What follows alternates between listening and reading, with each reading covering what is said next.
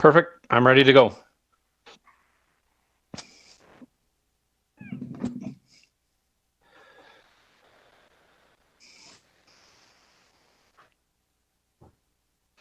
All right, Mr. Chair, you can proceed.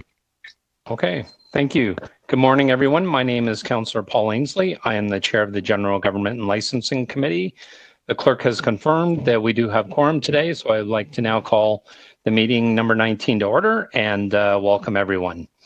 Today's meeting is being held by video conference. City staff are also connected to the meeting by video conference.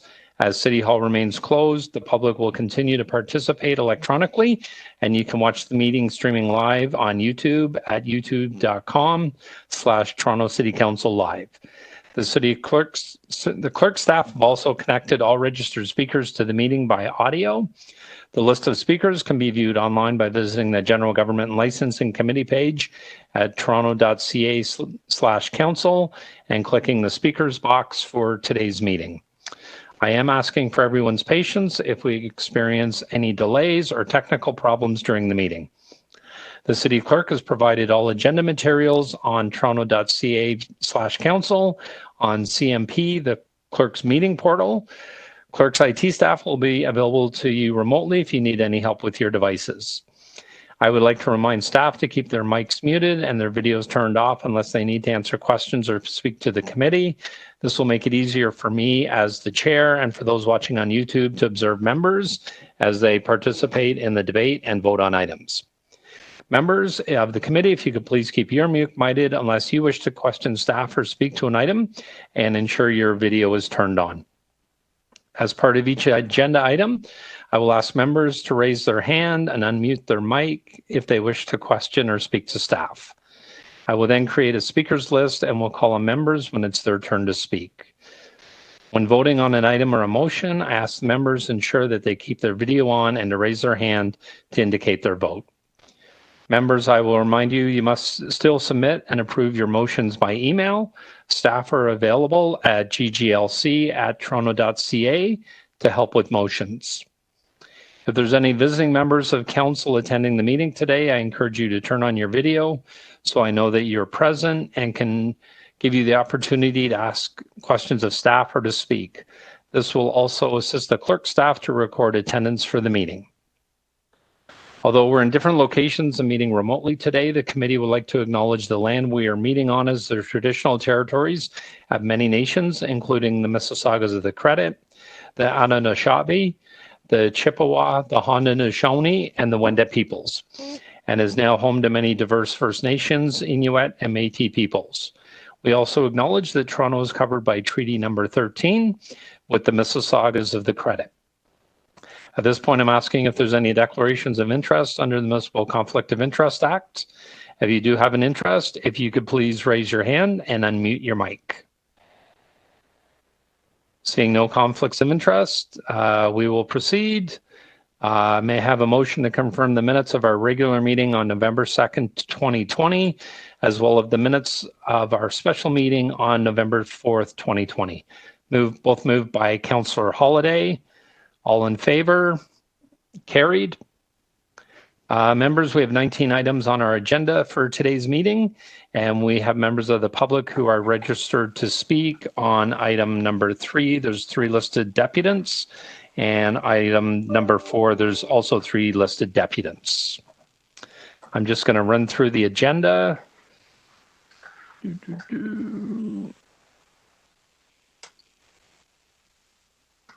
Sorry, just a moment.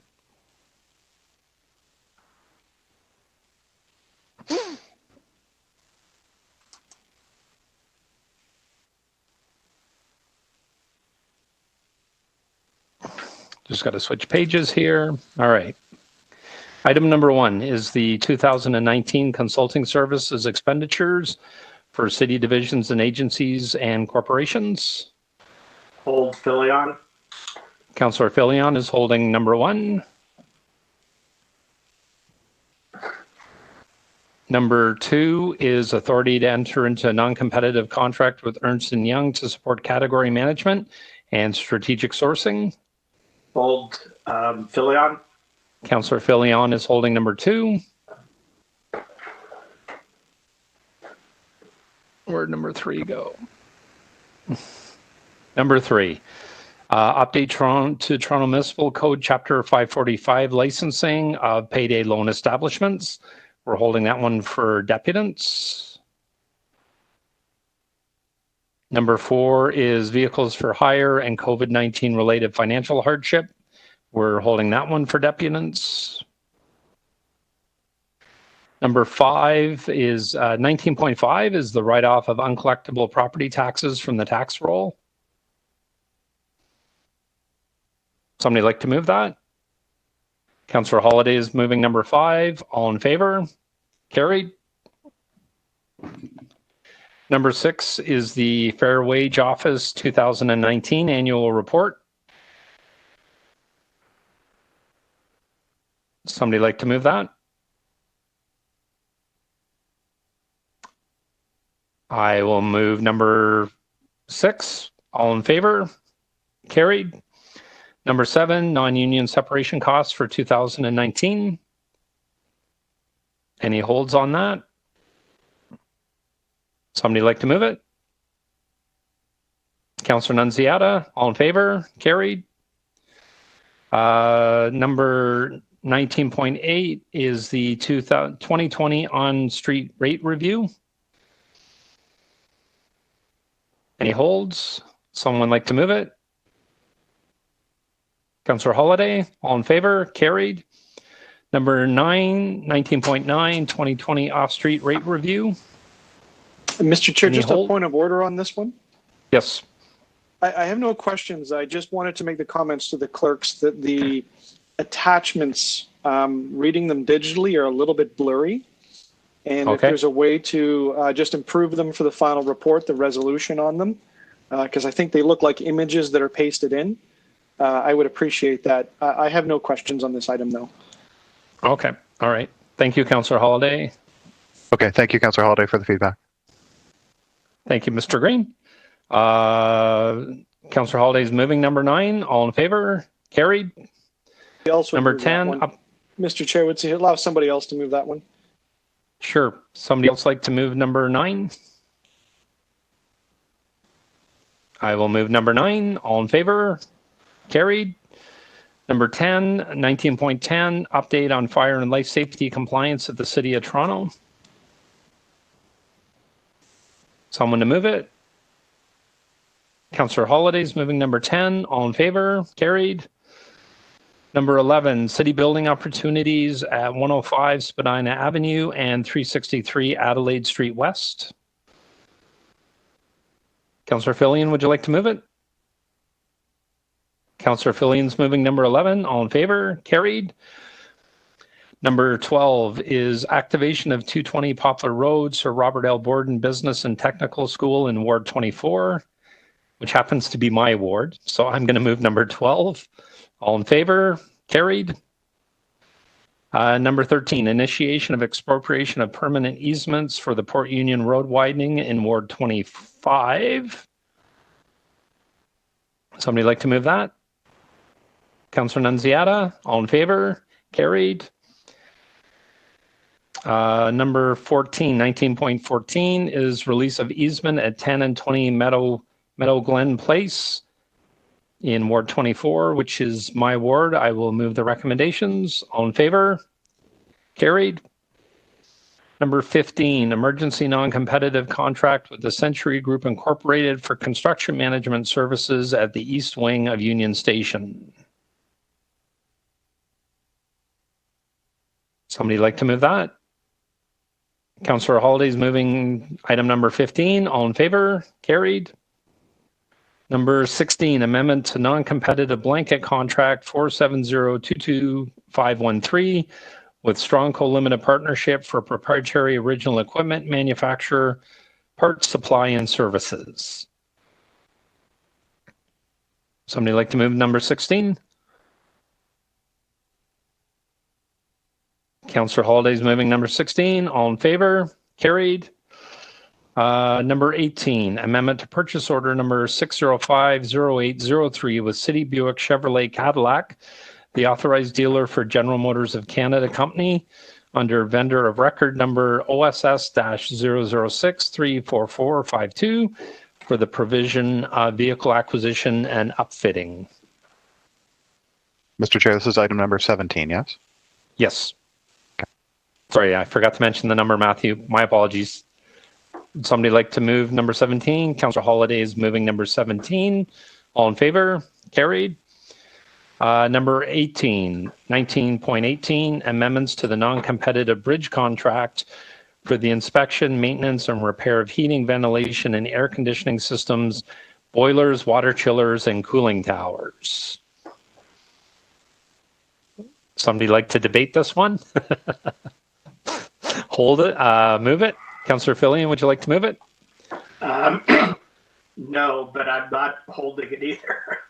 All right.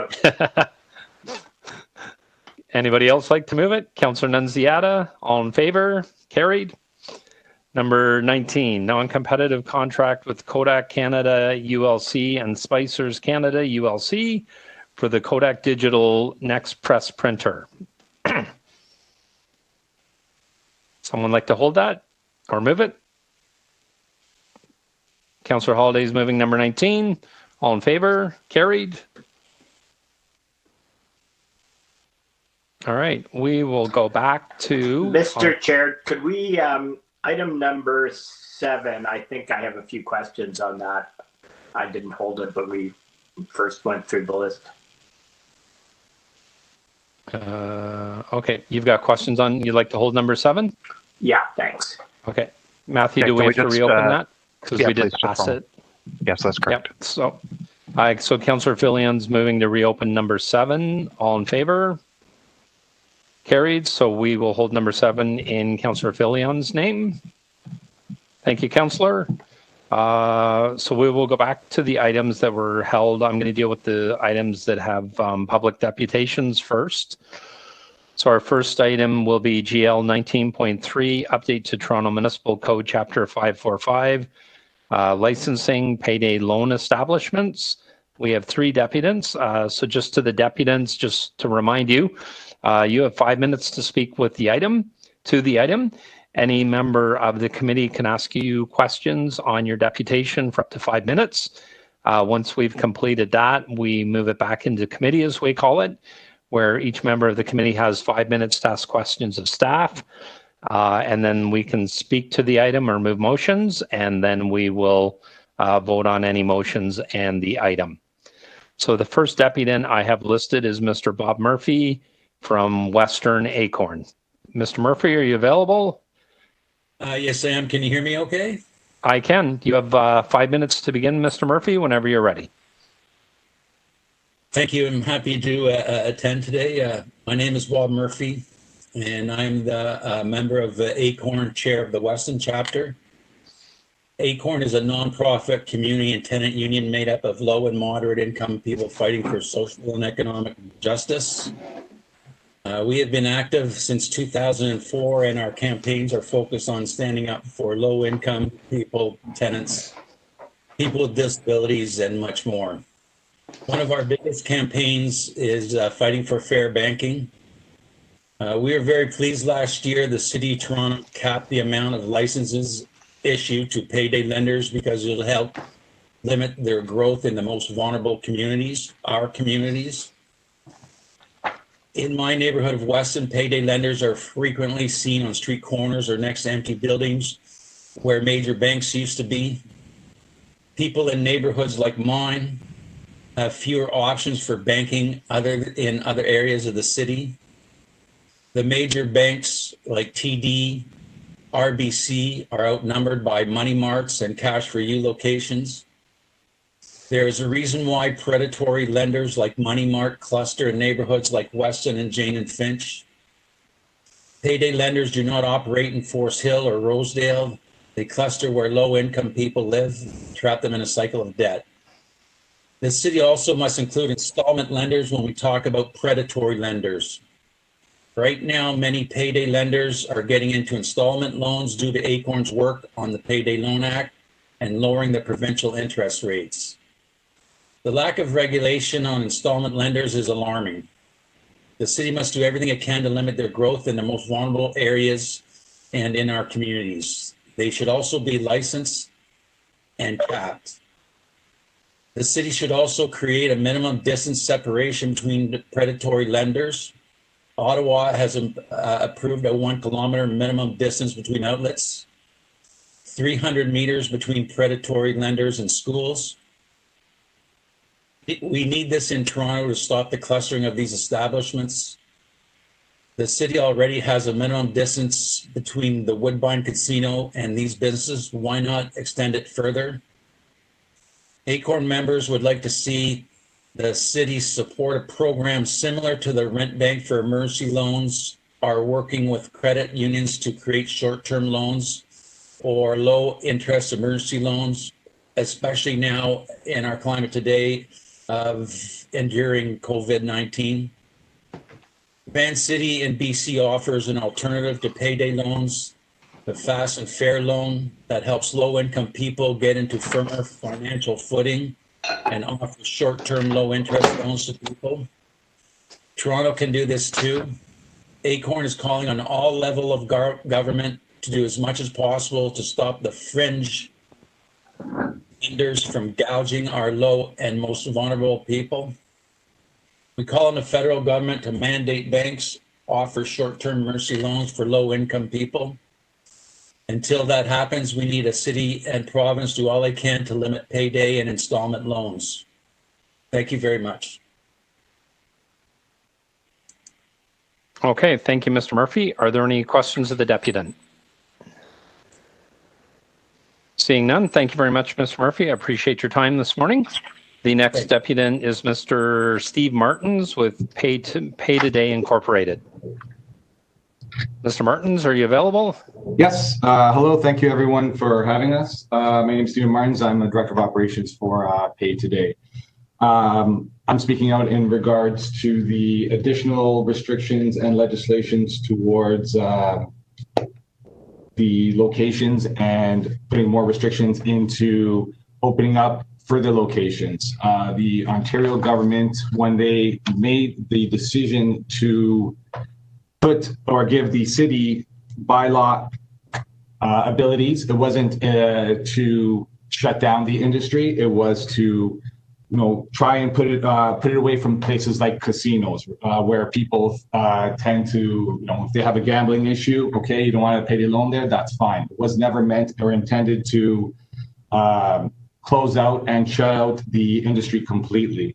Right now, what's happening is the city is not allowing licenses to be transferred. They're not allowing new licenses. So in essence, they are not allowing competition. They are also not allowing more competitive rates to come into the market, and they're pretty much creating an oligopoly for the existing licenses. You got the big companies such as your Cash Moneys, your Money Marts. They're happy with this legislation. Now there's no further competition. They can do what they want. There's no one else who can come into the market to offer more competitive rates. So the city is pretty much protecting these larger corporations without allowing these smaller ones to have an opportunity to try and get into the market and actually help the consumer. It seems that the city over here is making more decisions based on what looks good in the newspaper articles, what looks good, for political gain, and not actually helping the consumer. There's many independent reports, such as the Cardis report, which Cardis is an independent think tank. They came out and they even state that limiting the number of payday loan locations is pretty much putting the consumer at a disadvantage. The consumer still needs this product. They still require it. There is no other product on the market that can fill this particular need. This is just another tool in the consumer's financial tool belt to try and make their ends meet when they do fall themselves short. The purpose of the payday loan is not to put a person into a credit cycle. It's a temporary means to help them through a short temporary cash crunch. That's the purpose of this particular loan. And, so we take exception to the fact that you're putting consumers into a financial cycle or financial crunch. When you're talking about organizations such as Acorn, we've reached out to Acorn and we said, okay, well, what can we do to try and assist this type of industry? What if we stop serving the extremely most vulnerable, such as the people on social assistance and the people on Ontario Disability? Their response was, well, if you stop serving us, who's going to help us? There is a need for this product. And once again, putting further restrictions, putting further limitations is just going to hurt the end consumer. And final point is, it's disappointing to see councillors on this meeting, or councillors on this committee, such as former councillor Jim Kerry-Janis, publicly disparaging our industry, comparing us to human traffickers. You have councillors such as Frances Nunziata, publicly stating that she's doing whatever she can to eliminate us from and eliminate our industry. That's not the purpose of this particular bylaw, or the particular purpose of the Ontario government's ability to give the cities ability to make these bylaws. It's not out to eradicate an industry, it's out to help the end consumer. And with that, if you have any other questions, I'd be happy to answer them. Okay, Personal privilege, Mr. Chair. The deputy left me off his list, and if he could put me in with Councillor Nunziata and former Councillor Kerry-Janis, that'd be great. Thank you. Okay. Thank you, Councillor Filion. Thank you, Mr. Martins. Does anybody have any questions for the deputant? Seeing none, thank you, Mr. Martins. I appreciate your time this morning. Our next deputant is Mr. Wesley Barker. Mr. Barker, are you available? Yes, I am. You have 5 minutes whenever you're ready. Okay, my name is Wesley Barker. I am actually the owner of Payday, and I'm also an industry expert. I've been in the industry for over 25 years. I've worked at places such as Money Mart and Cash Money. What is disappointing about this legislation altogether is that the city councillors haven't gone out of their way to get themselves educated with any experts in the industry. I've sat on some of the city committee boards and talked to some of these city councillors directly, and the city councillors that have taken the information have asked some very valuable questions in the past, but unfortunately this legislation does nothing but hurt the end consumer. Specifically, my colleagues in the CPLA and IPLAC have come and spoken about the anti-competitiveness of this legislation and its effectiveness. These the small microfinancial services are needed by the communities, and there is a lot of data out there proving this, but the city has taken no time to read these apparently and haven't looked at the end result of what this bylaw is accomplishing. Further to that, we have current licensed payday lenders who are trying to move their locations due to the buildings being renovated or torn down, and they're being given a hard time, specifically a company by the name of Cash Pond. The owner, I believe his name is Ravi. And I believe also Money Mart has had a hard time moving their location due to renovations and things like that. One of the things that Acorn has asked for, and I see is part of the summary, is keeping payday lenders away from schools, which I find rather ridiculous, considering that children are not getting these loans, and it just seems like it's another attempt to ban payday lenders so that they're not near anything. This legislation is anti-competitive, and we deem to take action against this legislation legally. The government of Ontario and its existing regulations cover all of the necessary regulations pertaining to advertising, and further legislating this industry pertaining to advertising seems to be a waste of taxpayers' money. The given and current situation of the commercial businesses in the commercial property owners in Toronto being that most businesses now, especially due to COVID, are closing. It seems rather ridiculous that you would limit the number of any legal successful business from opening. And I don't see why the city would continue to pursue this avenue, being that there are business owners out there who own commercial properties who are trying to fill those spaces, and payday loan companies are another one of those businesses that are legal. They're regulated and legislated at the federal and provincial government levels. Adding more regulations at a city level just seems to be redundant and a waste of time. And the bylaw right now, as it stands, not allowing any more licenses to come in, especially from smaller payday lenders, it's clear that it violates the federal competition laws.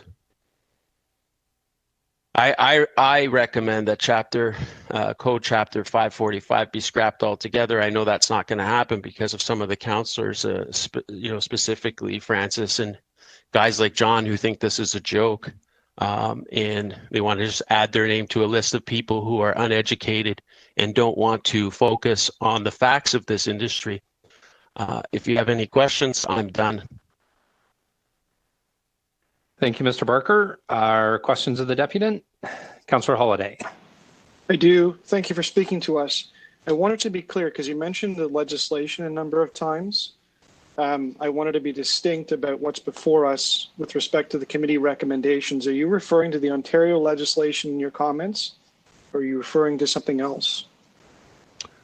Sorry, what part of the question? Like the legislation restricting new locations is not in the Ontario legislation, but what my point is that the Ontario government has legislated this business and has many regulations, including the ability, what they call as an early payment plan, which allows the consumer to make interest-free payments, over several periods of time. And that prevents the so-called cycle or predatoriness of this. The other thing that I would say is that in our company and in a lot of other companies, the only people who qualify for these microloans are individuals who are gainfully employed and have an income derived from employment. So I would disagree that all of these places are predatory or take advantage of those who can't afford to repay. So that wasn't the question. Can you tell me, there are 3 recommendations before the committee. The first is with respect to broader financial institution. The second are some technical amendments, including adapting to the 25 ward model, and then a request of the Ontario government. Do you have any concerns with any of those 3 items? Well, I do, yes, and my number one concern is reducing the number to 25 licenses. First of all, I don't think there should be a cap on the number of licenses at all. It's very anti-competitive, and it doesn't allow for smaller companies like ours to come in and service the consumer better than the bigger guys, the money marts and the cash monies, who clearly are benefiting from this bylaw. Is it your understanding that that's what the recommendation says? 25 licenses? Yes. Okay. I've had enough. Thank you, Mr. Chair. Councillor Holiday, other questions of the deputant? Seeing none, Mr. Barker, I had a couple of questions. One dealing, I guess, with your comment about the number of payday loans that are adjacent to schools or within school areas. Have you read the report? Well, I have read it, and from my understanding of the report, it's suggesting that the bylaw include us payday lenders not to be able to open near schools. Okay, but it seems that there are a large number of payday loan establishments that are within walking distance of schools. Do you think that's just a coincidence? Absolutely, and it has nothing to do with payday lenders wanting to lend to children, because I can assure you that the loans are only issued to those people who are over the age of 18. It may have something more to do with the fact that payday lenders want to be where the community is and serve the community where they're most needed and where they're already traveling. So that's why you'll see payday lenders going and building stores near banks and near dense areas or dense communities. We don't obviously want to build any sort of retail location where there's a small populace. Okay. And do you see any correlation between where payday loans are established and the per capita income in the neighborhood?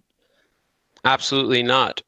Most businesses, again, these businesses are around malls such as Yorkdale, Sherway Gardens. Again, they're in dense populated areas. I think the major problem is there's this old school, old train of thought, old paradigm where years ago, over 25 years ago, before the payday loan was introduced in Canada and Ontario, where predominantly Money Mart operated in neighborhoods where there were not banks, and they predominantly provided a service that was called check cashing, mostly to individuals who were underbanked and couldn't get a bank account at the time, pre-banking legislation, and had where they had issues with cashing their check, where the bank would hold their checks for 5 to 10 business days. That's no longer the case, and that's no longer the primary client of these industries.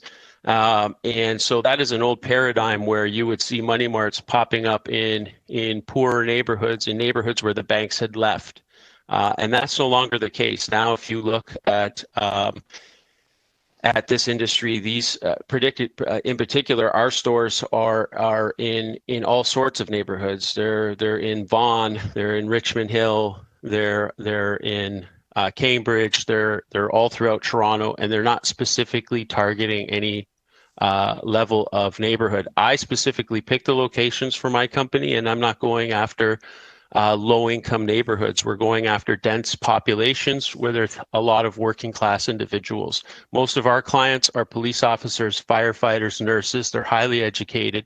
It's not the client that is being portrayed out there. Okay. Thank you very much. You're welcome. That was the last deputant. We'll now move it into committee, and I'll ask for questions of staff. Councillor Nunziata. Yes, thank you. I chose not to ask questions to the deputant, but I will ask questions to staff. In recommendation 1, where you mentioned in partnership with the financial services industry, does that include pay lenders and or just big banks?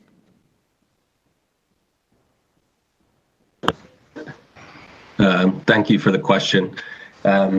We will work with our colleagues in social development, finance, and admin to talk to the financial sector, and it's mainly the banks about making sure that there are products for people who need them.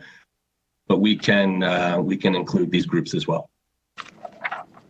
Okay. Now, as far as the question with the minimum separation distances, so you're not recommending that, correct? Yeah, my colleagues in city planning do not recommend distance separations. Retail is often how they refer to it, and they don't necessarily have separation distances for other types of retail businesses, including the financial sector. Okay, now the first deputant mentioned, I can't remember exactly where, not in Toronto, where they do have the distance. They've recommended the distance. So what would the difference be?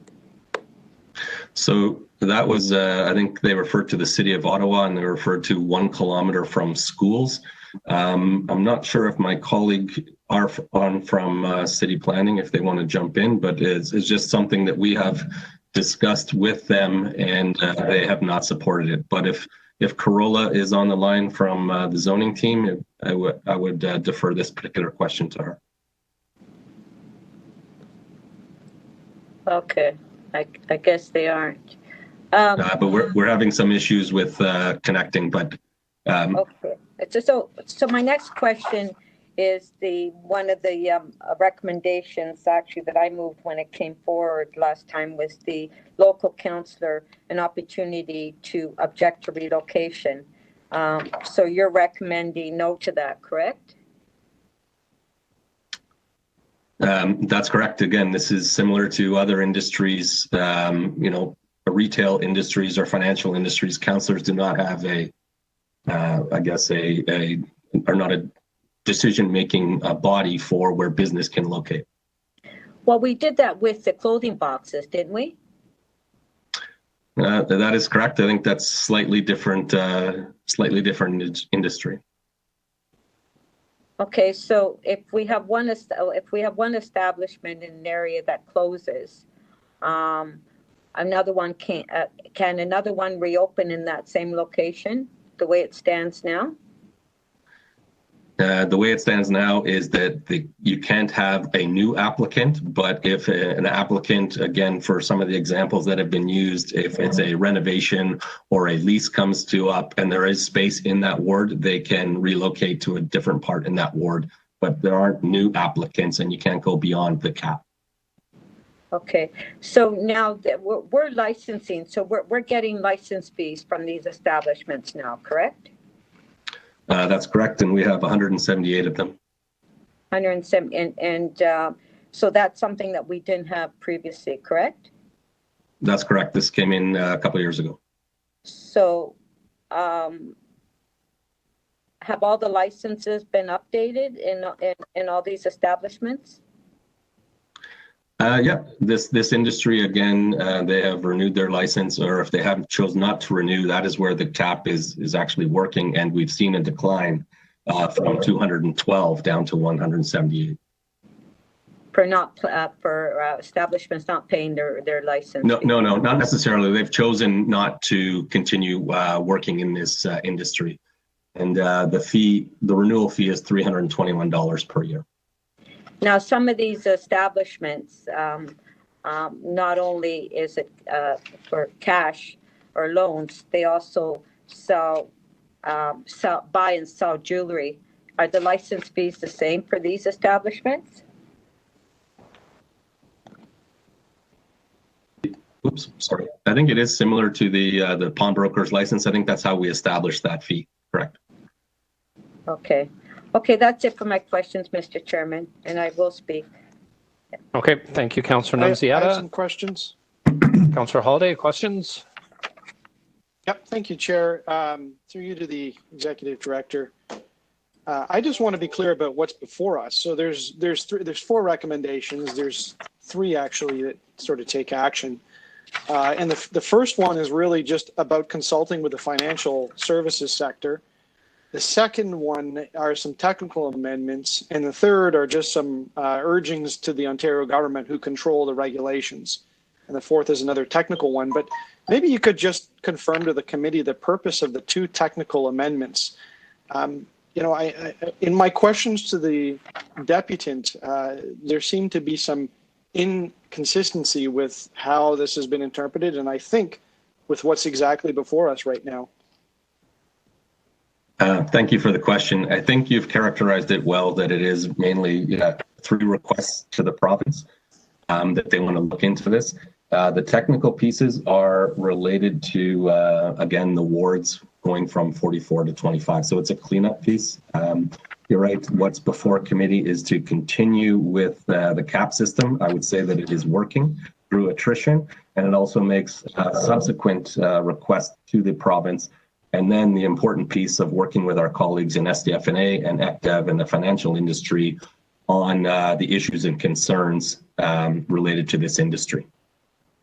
So if anything today, like I'm looking at my ward, for example, out in the West End, it used to be 2 pieces, right? By creating 25 wards, doesn't that even give the industry even more flexibility, because the cap is within the borders of the ward? So theoretically, the numbers gel together, but there's even more places to go. Like, I would have thought that would have been a welcome change by the industry. Yeah, technically you're correct. You're right. There are opportunities to move within the wards, within your existing ward. So a larger ward is actually in favor of the industry. I'm not saying it's a radical change, but it provides a bit more flexibility. we're not changing the cap in any other way as what was asserted. Like, these are like really technical changes to some rules that went in a long time ago. Can you tell me how many relocation requests have there been in the last year?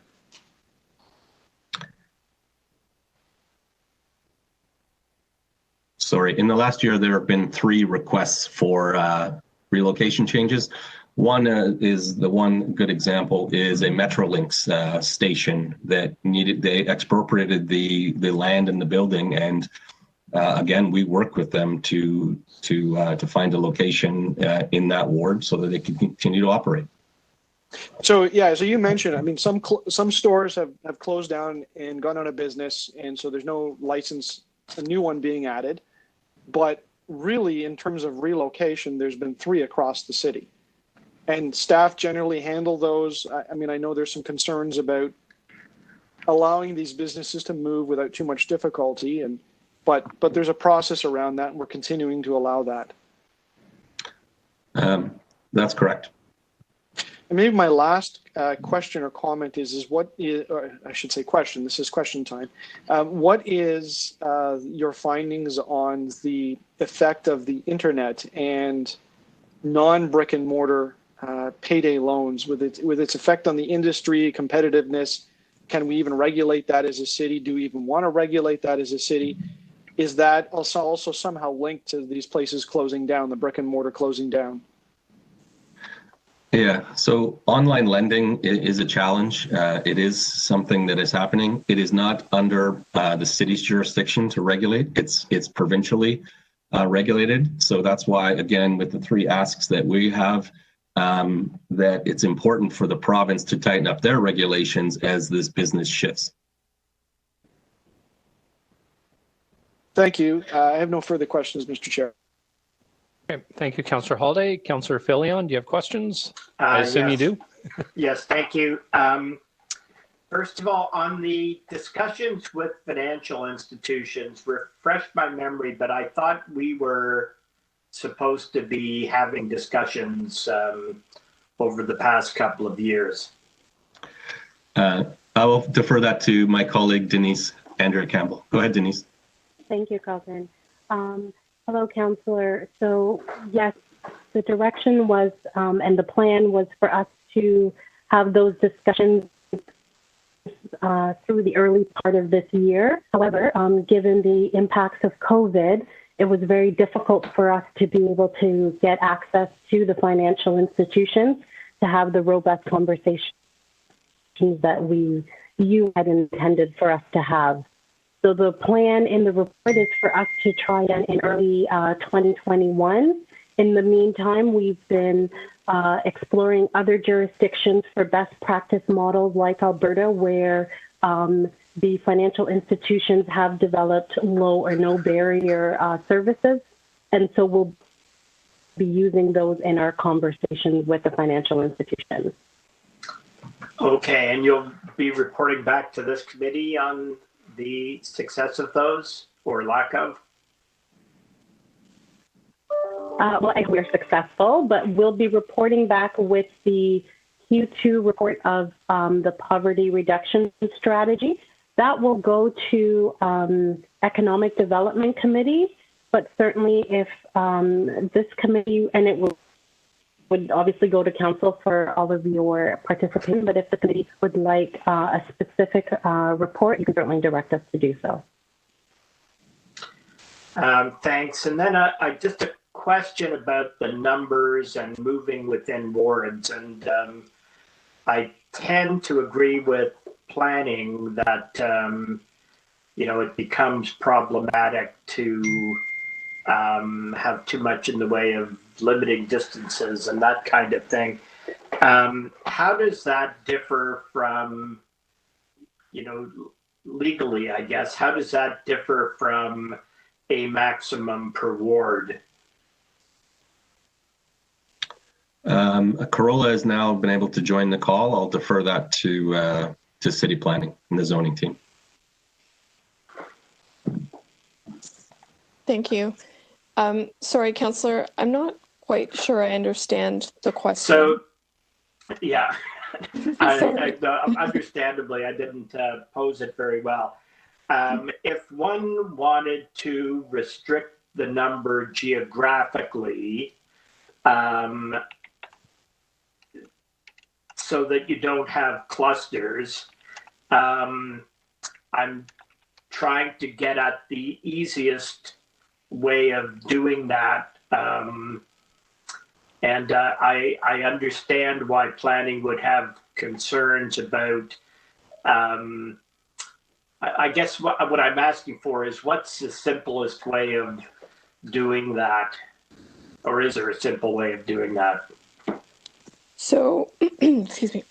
So there have been in the past, so there is a separation distance option, which, provided that minimum separation distance is met, there would be no, you could presumably have many located in one area, provided that distance is maintained.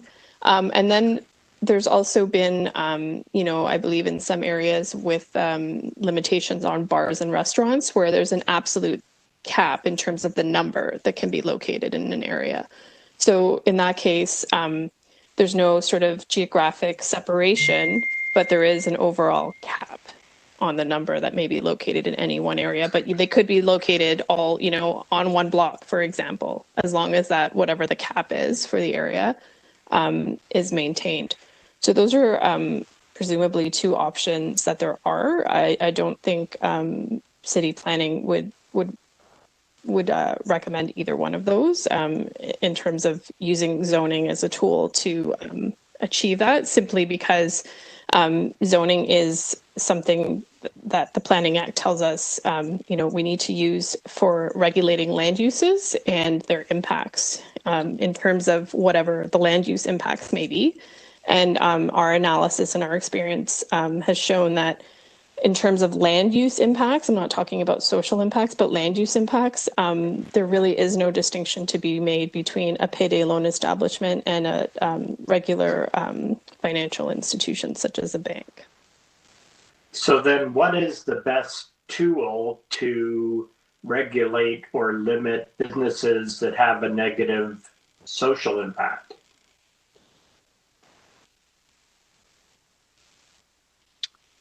I think that's a difficult question for me to answer, but I would maybe defer that to, I'm not sure what authority we have under, what licensing tools we have available or what legal tools we have available. Perhaps I can add in as well. So I can certainly appreciate the efforts to use planning and other tools to limit access. I think and those are limited. So on the other side of the equation, we certainly see a need to increase options for people and the education about those options, that if people have low or no barrier access to other financial tools that are far less costly to them, our hope is that most people would choose to use traditional financial institutions, including credit unions, et cetera, rather than these establishments, especially when right now, from our understanding, a lot of it is about lack of options. So we can take a preventative approach, I guess, is what I'm saying, Councillor. Right, and you are somewhat optimistic that your discussions will result in those options being available or more available? So certainly with the credit unions, we're finding that there are more, there's been more cases or examples in other jurisdictions. It's too early for me to say with any measure of clarity or certainty what the traditional financial institutions will respond, and I imagine that it will require more engagement than just city staff to achieve what we're looking for.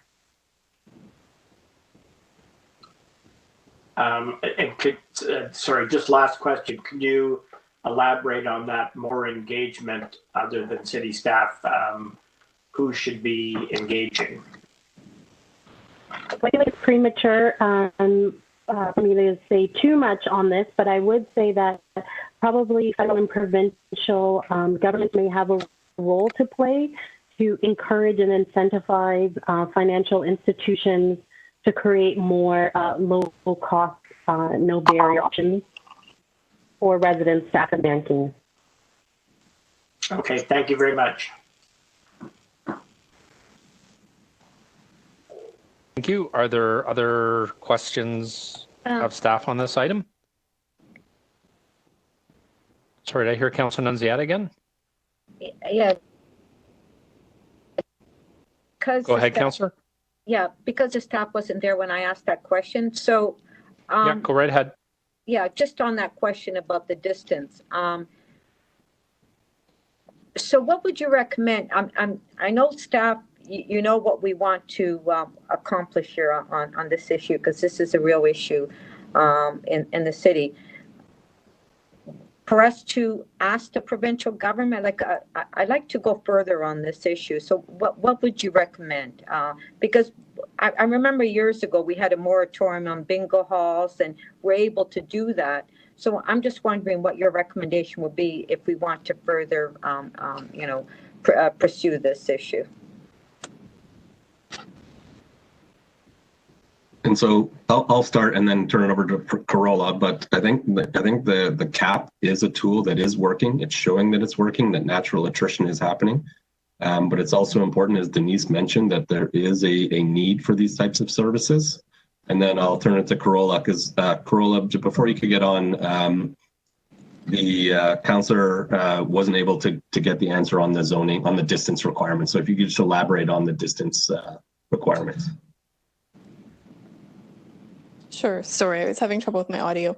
So in terms of the separation distance, as I mentioned, it's not staff's recommendation that separation distance is a appropriate tool in this case in terms of mitigating land use impacts for this use.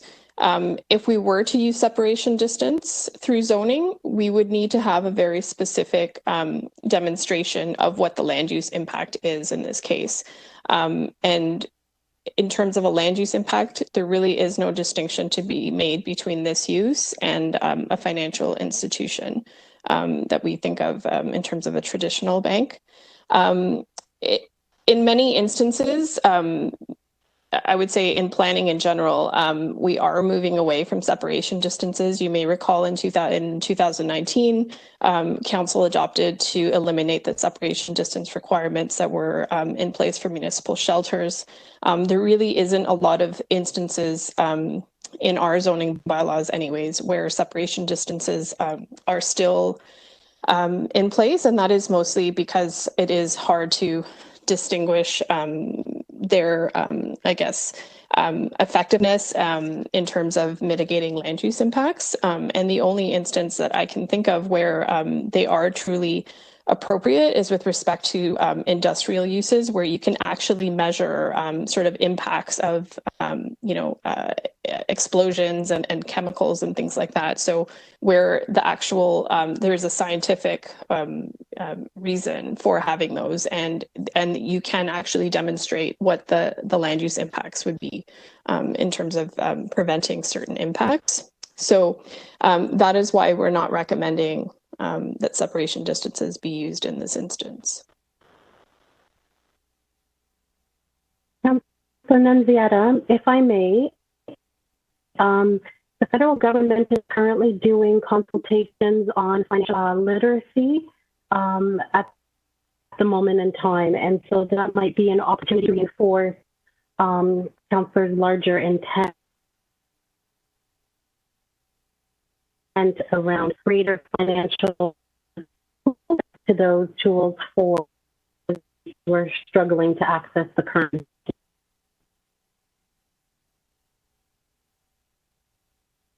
Sorry, and it's Corolla from City Planning again. I just thought I would also add that in terms of the definition of the land use itself, there really is no distinction between a payday loan or payday loan establishment and a financial institution. They are defined as the same use. So By applying a separation distance, in this case, we would also potentially be applying it to all financial institutions. It's a very fine line in terms of how we would even apply it.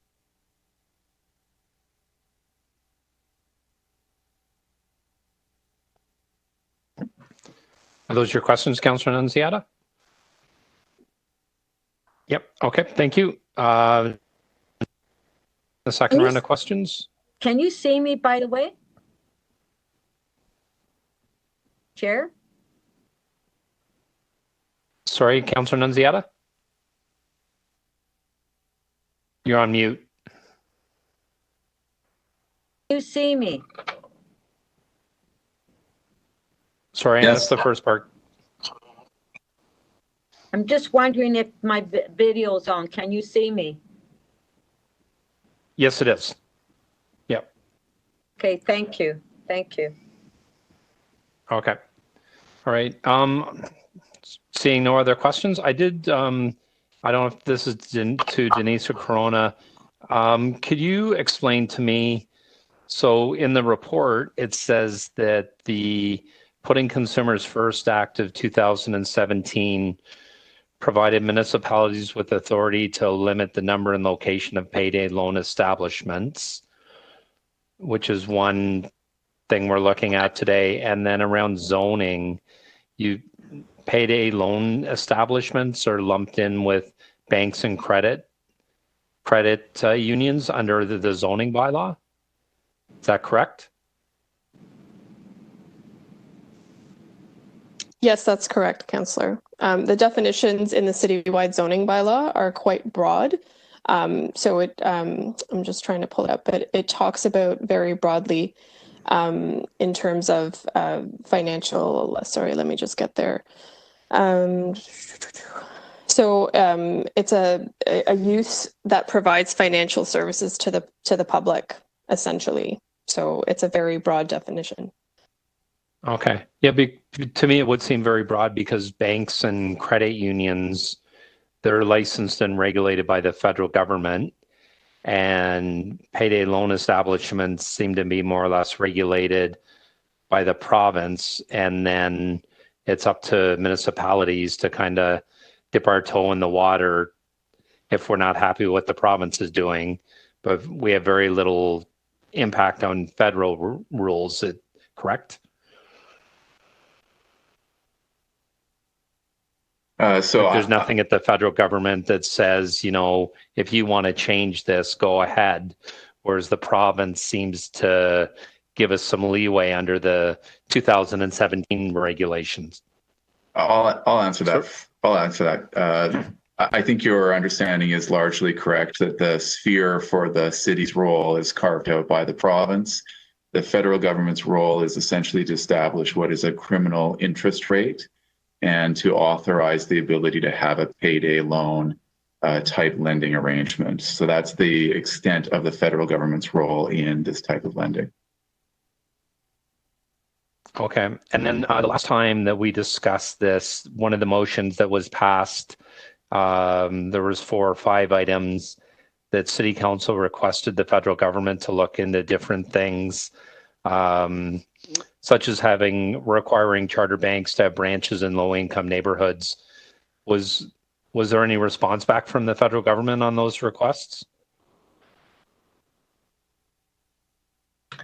Not to my knowledge, but this is, again, something we can do as part of our consultations with the financial industry, but we did not receive a response back from the federal government.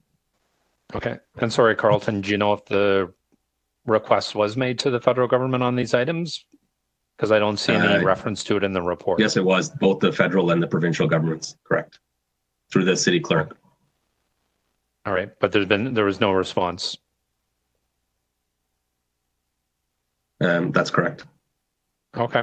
All right. Okay. Thank you. Those are my questions. The other members of the committee covered all my questions. So we'll move on to speakers. Councillors to speak. Councillor Nunziata. Thank you. Can you hear me? Yes, we can. Okay, thank you. So as you know, I started this in 2016. Actually, it goes back quite a few years, where I brought forward a number of motions to council on the payday loans, and also at the same time, I made a presentation to the province as well. So I understand that what we have today is just technical changes. I would like to, I wanted us to have the councillors have an opportunity to have a say, on relocation or new establishments opening in the area, but I understand that the staff is not recommending it. Last year, when we brought forward these recommendations, and Mr. Chair, you would recall, at the time we had a list of all the locations of the payday loans, and the list that we had, in particular, I know that was my ward, and I believe it was in Scarborough as well, is the where we had the number of Toronto community housing buildings. That's where they were located. The majority of these establishments, targeting the most vulnerable, and that's why we, as a committee and as a council, brought forward these recommendations.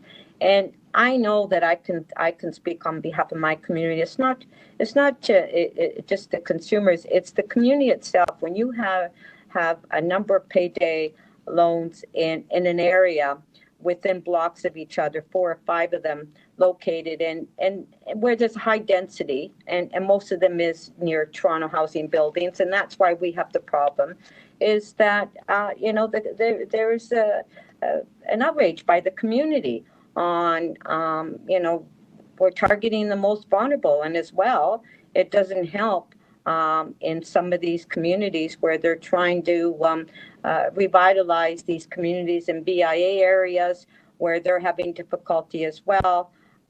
So I know that some of the deputants targeted me as being the leader, and I don't care, really. I would like actually to close a number of them down, but that would be difficult to do. So I'm not going to hide the fact that I don't support it. And in particular my ward, and I'm sure other councillors have similar issues in their ward. As far as the distance, it's, the staff have commented on that. I wish we could have done more on that issue. Possibly we can ask staff to come back with that. As far as the numbers and the capping and the wards, and Councillor Holiday, actually, you're correct. Now we have the new wards, that in fact we could see a number more establishments located in the wards because the wards are bigger as well. So, and that was an interesting point as well. So the recommendations we have before us are technical recommendations, which I support. I just wish that we could do more, but I understand the staff commenting on these issues. So maybe at this point, maybe at council, I might be able to amend one of the recommendations, but at this point, I'll just move the recommendations that we have before us on the staff report. Thank you. Thank you, Councillor Nunziata. Councillor Holiday to speak. Thanks, Chair. I'll be relatively brief.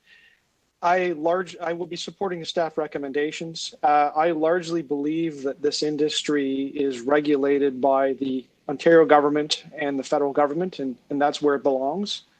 However, there is one part of this that is relevant to the city. So we have to worry about built form and the physical organization of spaces. Looking at the map, looking at the evidence before us, it's clear that there are concentrations of this particular type of a retail outlet in certain neighborhoods or strips along the road.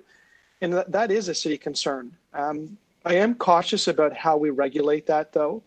We don't have the power to regulate things like liquor stores and cannabis stores with separation distances. Those things are handled elsewhere. But it is something to think about, and here's why. And it didn't come out in today's conversation, but it's something that I learned the last time that it was here. Although the rules don't allow it, an individual might be able to shop from location to location to location when they're really close by. I actually don't have a problem with somebody going out and getting a payday loan. And as the staff have told us, it meets a certain need within the community. It's legitimate. It's allowed under the law. It's also compartmentalized. You can only get a loan that is so large, and there are a bunch of rules around it. The thing that scares me is when people go and obtain multiples of those. And we learned before that there are ways that people can defeat the system to do that. And I'm not saying that the payday loan companies do this on purpose. It's just that having those locations really close together means the person can go and shop around. And I don't know how they do it, if they use different names or how they make this happen. So that is a risk factor, and that is something it's hard for anyone else to control. So we should think about that.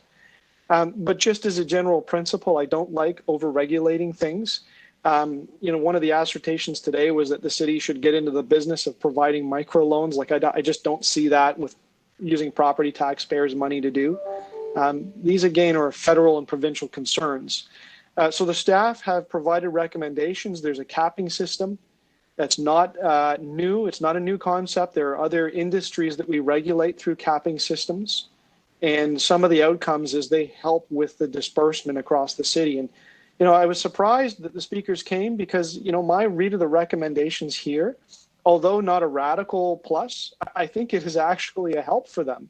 Because if the wards were this big and there was a certain number of them allowed in there, the new wards are now twice the size. So if somebody wants to relocate, the catchment area is larger. It doesn't mean that there's going to be more. It just means that the choices are larger. And I would have thought the industry would have seen that as a very, very small plus. But, also knowing that only 3 of them moved in the last year, I'm not really sure that happens very often. But it's there. So those are my comments, Mr. Chair. I will be supporting these recommendations, and I appreciate the work that the staff have put into this because I know it's a very difficult subject, especially when the bulk of the regulation sits with other orders of government. Thank you. Okay, thank you, Councillor Holiday. Councillor Fillion, did you to speak? Just quickly, I'm kind of stumped. I would certainly like to impose more regulations, but I do agree with planning, and I just can't think of a good way to do this. If I come up with something between now and council, I'll perhaps suggest an amendment then. But for today, I don't have a better solution than adopting the staff recommendations. Okay, thank you, Councillor Holiday. Other speakers on this item? Seeing none, so I'm going to speak last. Sorry, Councillor Holiday. Councillor Holiday. Well, you said thanks, Councillor Holiday, but that was Councillor Fillion speaking. He did a nice job. It's time for my 11 o'clock coffee. Thank you, Councillor Fillion. The difference is the hair. That's how you can tell us apart. Thank you, councillors. So I do have a couple of motions that I am going to move on this item.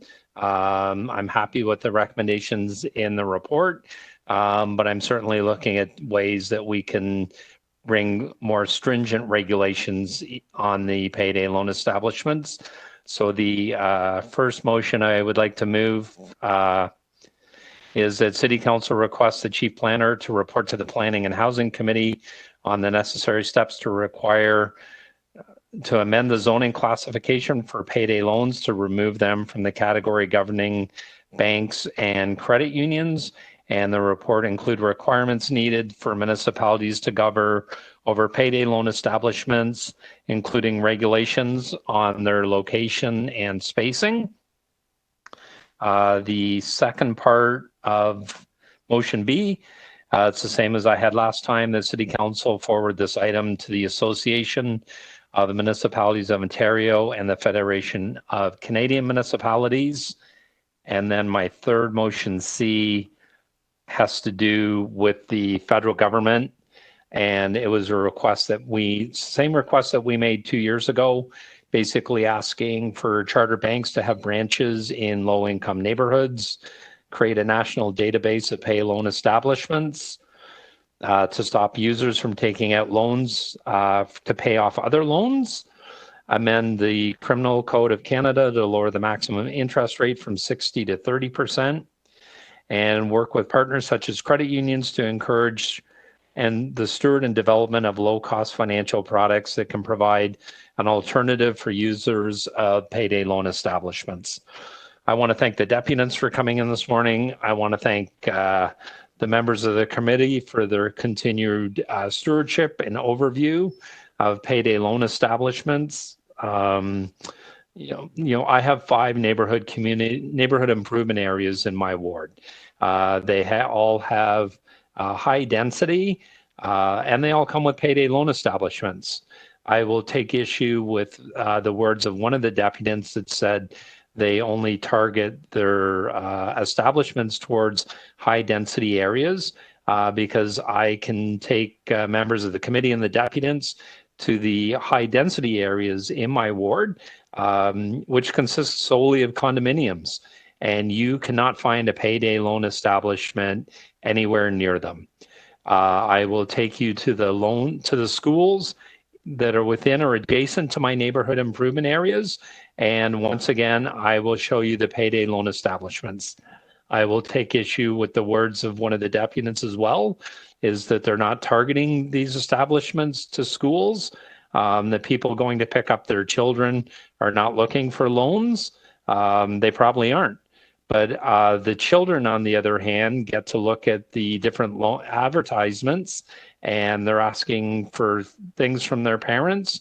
Parents are going to payday loan establishments. To say that payday loan establishments are well used by members of our police force and firefighters. The only time I ever see police officers going into payday loan establishments, they're going in uniform, and it's not for a loan.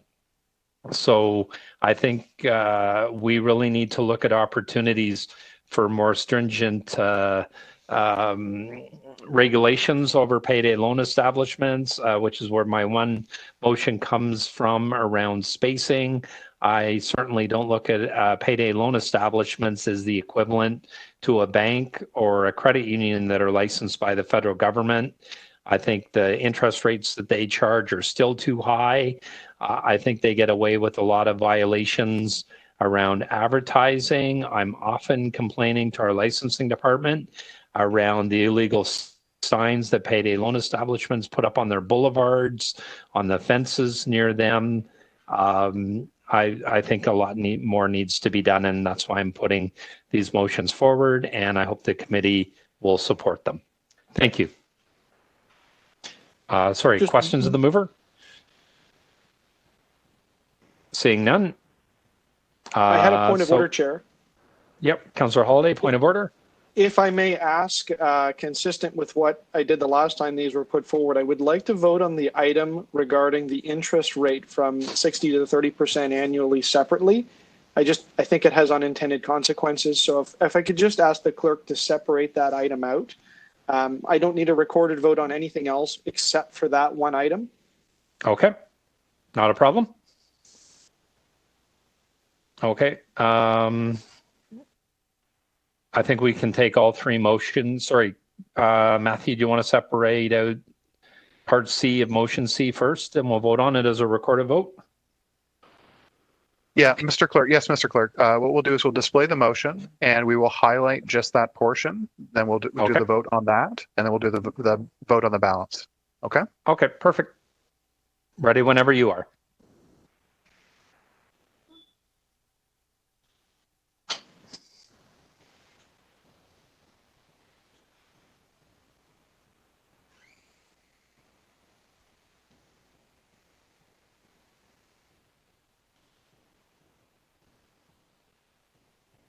Sorry, Mr. Chair, just one sec. We're just going to display it. Yep, no problem.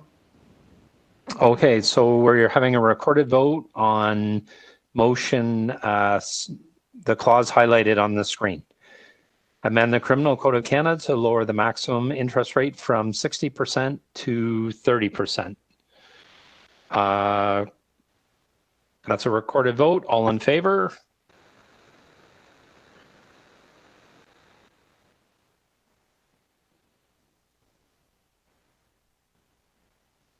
Sorry, Matthew, I can't see everybody. All in favor? Councillor Filion, Councillor Matlow, Councillor Ainsley, against? Councillor Holiday. That passes. Thank you. And the balance of, I think we can take the rest as a package, Matthew? You can take the rest of, yeah, why don't we just do the balance of 1A, and then we'll do 1B and 1C. We'll take those as votes, please. Okay, so the balance 1A, all in favor? Carried. 1B, all in favor? Carried. 1D, all in favor? Carried. Sorry, Mr. Chair. The balance of the item, the balance of your first motion 1A. So we'll take the entire that balance, and then we'll vote on your motion 1B, and then vote on your motion 1C. Okay. So on the balance of motion 1A by Councillor Ainsley. Yep. All in favor? Carried.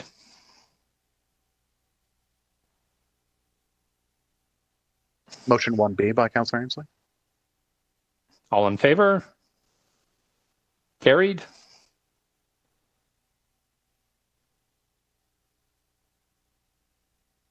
And finally, 1C by Councillor Ainsley. All in favor? Carried. Item as amended. All in favor? Carried. Our next item. Just on a point of order, Mr. Chair, I just want to make sure we got the record right. I think 1C, it was the balance of 1C, Matthew.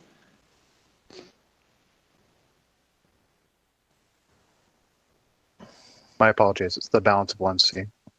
Okay, because that was it was the sub part of 1C that was the recorded vote. Thank you very much. Okay. Thank you, Councillor Holiday. We're moving on to our next item on the agenda with deputants. It's GL 19.4, vehicles for hire and COVID-19 related financial hardship. The first listed deputant is Ms. Christine Hubbard from Beck Taxi. Ms. Hubbard, are you available?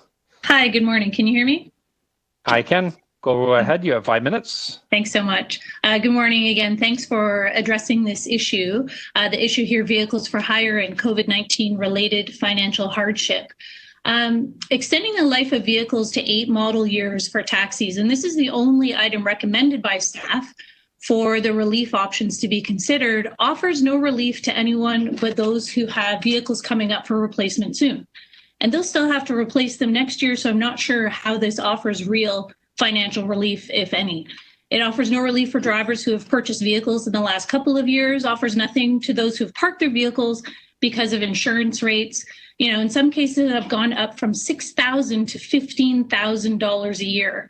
Many affected by this will continue to have to pay renewal fees, even though they're not operating, and the same applies for those who are off due to COVID-related concerns. Vehicles are already too old. It was not long ago that the commercial transportation vehicles had to be no more than 5 years old and had to be met with environmental restrictions. It was literally in response to vehicles being too old to be roadworthy, passenger and driver worthy for the safe operation. This recommendation adds life to cars that are already too old and is in direct conflict with the city's environmental goals. It serves to attract more PTC drivers with older cars to further flood our streets. This when PTC vehicles aren't even licensed, so they don't pay anything for the privilege. Last I checked, Toronto license fees are the highest in North America, maybe the world. Others in different Toronto industries pay similar fees, tow trucks, food trucks, I believe, but they're able to set their own rates for their services. Taxi drivers are unable to do that in response to the changing landscape as well. Unlike in these other license groups, Municipal Licensing and Standards and Council introduced a 2-tiered system for commercial passenger services. Further, taxi operators are the only ones being asked to move COVID-19 probable or positive cases with no incentive to do so, while other municipalities in North America see taxi drivers receiving protective shields, PPE, and premium fees of up to $50 per trip. The City of Toronto has a taxi system. PTC companies have their own systems that don't belong to the city the way taxis do. The city should not only be promoting taxi services made up of hardworking small business operators, they should be offering relief for the services they're providing on behalf of the city during these hard times, taking responsibility for moving vulnerable citizens to their medical and other essential appointments in a safe and professional way. License renewal is the only thing that touches every driver and every taxi owner. This is the area where relief should be applied to prevent the further degradation by allowing older vehicles to operate. A lifeline that exists for vulnerable citizens in the city and employs, used to gainfully employ thousands of taxi drivers. We're all experiencing a financial impact, all but the city, in this case, that has shown zero support for taxi drivers, basically ever. Taxi brokerages like Beck reduced our fees with 75% reduction in our fleet size at the beginning of the pandemic. We only charged half of our regular fees to the few hundred drivers who continue to drive. We've operated at a loss in support of drivers in turn so they can be there for our city's essential workers and most vulnerable. The city also depending on taxi drivers to move those most vulnerable and essential workers, and even asking them to move COVID positive people on behalf of the city needs to offer more. Older cars don't help anyone. And that's the end. So if you have any questions. Thank you, Christine. Questions of the deputant? I know that Councillor Wong Tam is online as well. Yes, thank you much, Chair. I do have questions for our speaker. Okay, go ahead, Councillor Wong Tam. Okay, thank you very much. Christine, thank you for your deputation. I'm just curious to know, do you know the number of taxi drivers that have seen their insurance rates surge during the COVID pandemic, and why have those insurance rates gone up so dramatically? So I would suggest my best guess would be about 75%. I think actually municipal licensing and standards staff would have a better idea. Anyone who is using facility to insure their vehicles, which is liability only coverage, those are the individuals who have seen their insurance rates go up. You know, it's a huge majority, I would say, of the industry. The reason for this is that due to some regulatory issues, and we're trying to work with the province to get some changes made, there is not interest in taking on taxis for commercial auto insurance. And it just seems as though commercial auto insurance is being negatively impacted across sectors, and not just in Toronto, it's across the province for sure. There is really only one insurer or two insurers left, and they could pull out of this industry at any moment. So anyone who's with those two, you know, they are still paying the same amount as they were before, but that only represents, again, I'd say maybe 30% of the industry. And if those policies come up for renewal, they'll be moved to facility as well. And that comes with a whole bunch of other issues that will negatively affect everyone who pays for auto insurance.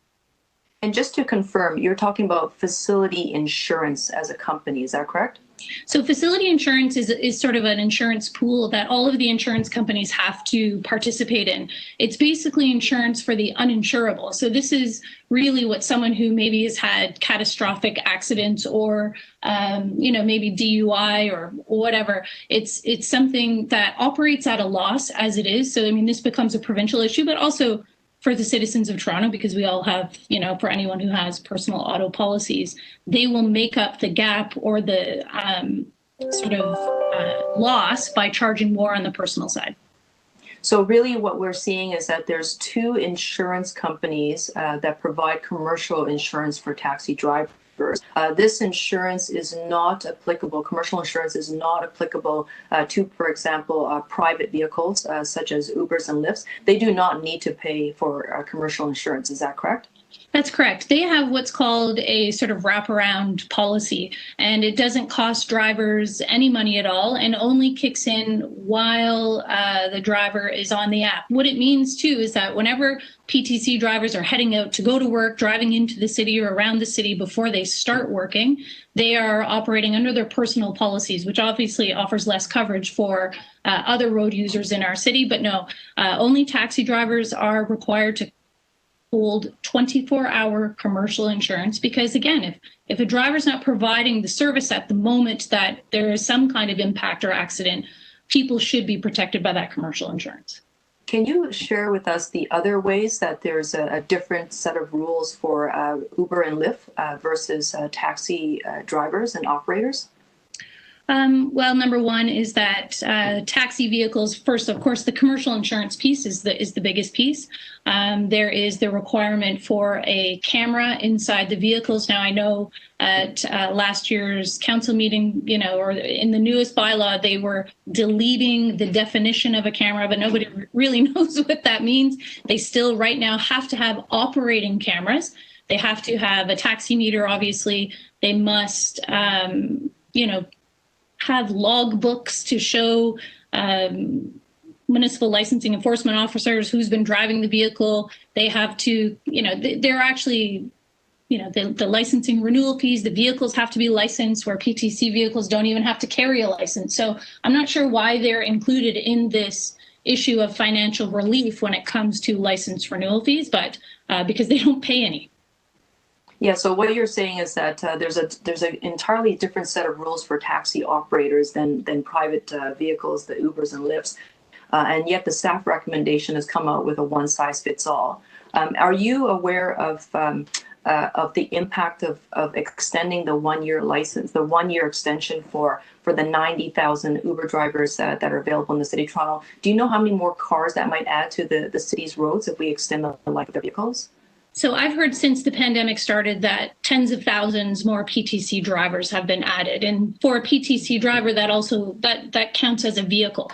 And, it seems to me that this is what Uber had sort of lobbied for right from the beginning. They wanted 10-year-old vehicles, and essentially an 8 model year old car, that's a 10-year-old car. So they're getting exactly what they want. It invites more of these PTC vehicles, and who knows, in the tens of thousands more, or just allows older vehicles to stay on the road. We know that 50% of PTC drivers are full-time drivers. This idea that they're only out on the road every here and there is just not the case. And if we want to take that approach, taxi drivers work part-time too. So I just think that they've applied really different rules to people who are offering the identical service and work in very much similar ways. Thank you. Okay. Thank you, Councillor Wong-Tam. Thank you, Ms. Hubbard, for your deputy. Oh, sorry. Are there other committee? Councillor Holiday.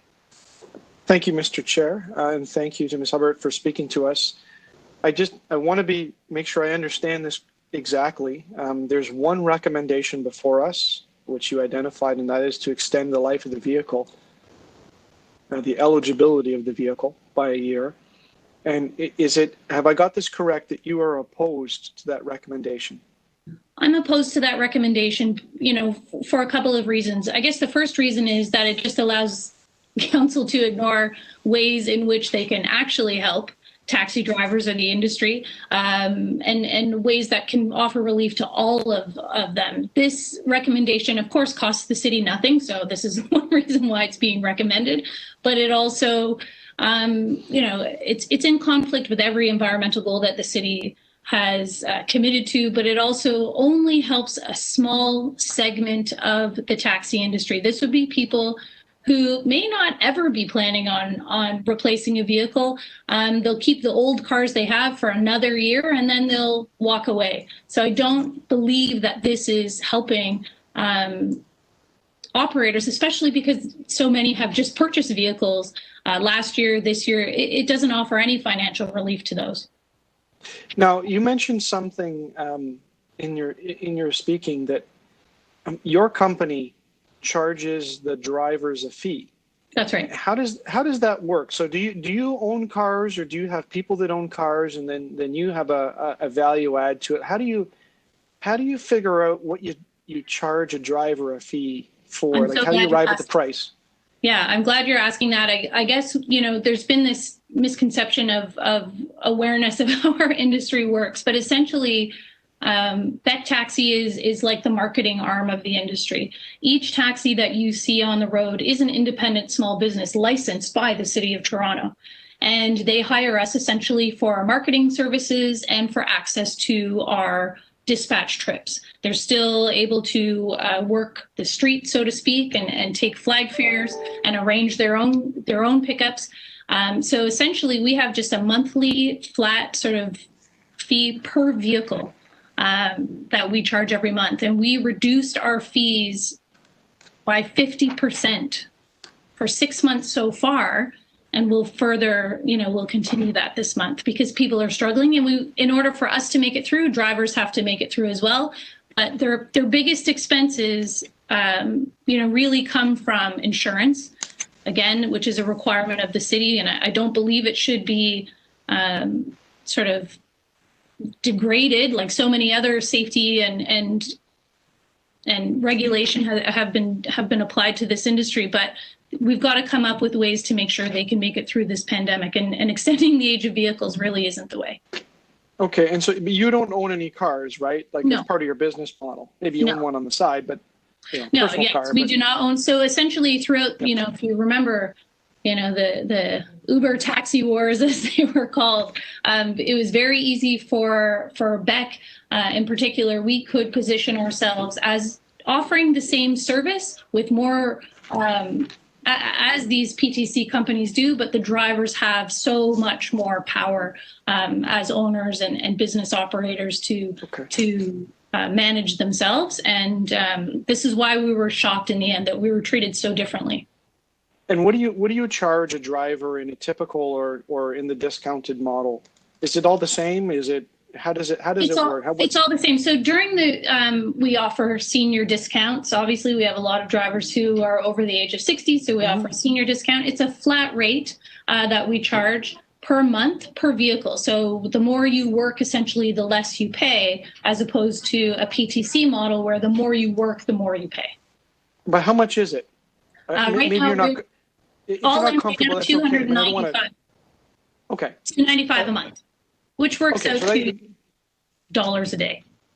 Okay, so that gives me just an order of a magnitude. Okay, and then what in terms of your interface with the city, what do you pay as fees for licenses and so on as a business? We have one business license fee, much like a restaurant. We pay $300, I think it is.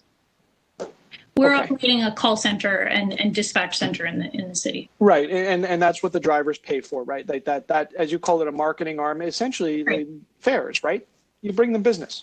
Yeah, we try to supplement the business that they are trying to build. Okay. And it's become significantly harder with the introduction of companies that are allowed to dispatch essentially to any private vehicle that feels like it wants to be out on the road, while we are subject to sticking to the smaller number of vehicles, which I agree with, because this is what keeps people able to make a living. And when we flooded our streets with these, essentially, they are unlicensed vehicles, unregulated vehicles, it just made it so much harder for taxi operators or these small businesses to earn a livelihood. Thank you. Thank you, Councillor Holiday. Other questions of the deputant? Seeing none. Thank you very much, Ms. Hubbard. Thank you so much. Our next deputant is Mr. Stephen Omoli. Mr. Omoli, are you present?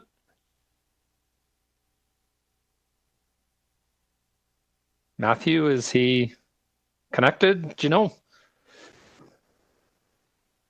Okay, he is not present, Mr. Chair. Okay, thank you. Our next deputant is Tesfaya Estefanos. Yeah, correct. I'm on. Thank you. Can everybody hear me? Okay. Yes, you have 5 minutes whenever you're ready. Thank you. First, I want to thank you for General Government and Licensing Committee to give me this chance and opportunity to express my concern about what's going on, especially under this COVID pandemic situation. Most of it, Christina Harbert explained it very well. Just only one issue that we don't argue with it. So to go on my comment or my concern, first of all, I'd like to ask apologies for my English, because my English is a second language, and hopefully you can understand me. And if not, you can ask me after my speech. So I present myself. I'm a taxi driver. Been in the industry for the last 30 years over, actually.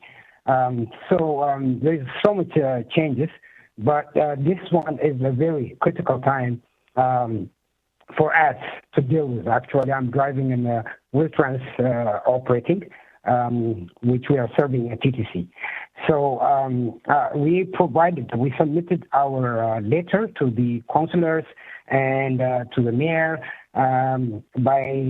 that we state and believe that the pandemic that has been for a while, since March, many experts now are saying that this will lead to the massive negative impact on the world economy and businesses. So throughout this duration, it could be even as far as 2022, we don't even know. Some experts suggest that.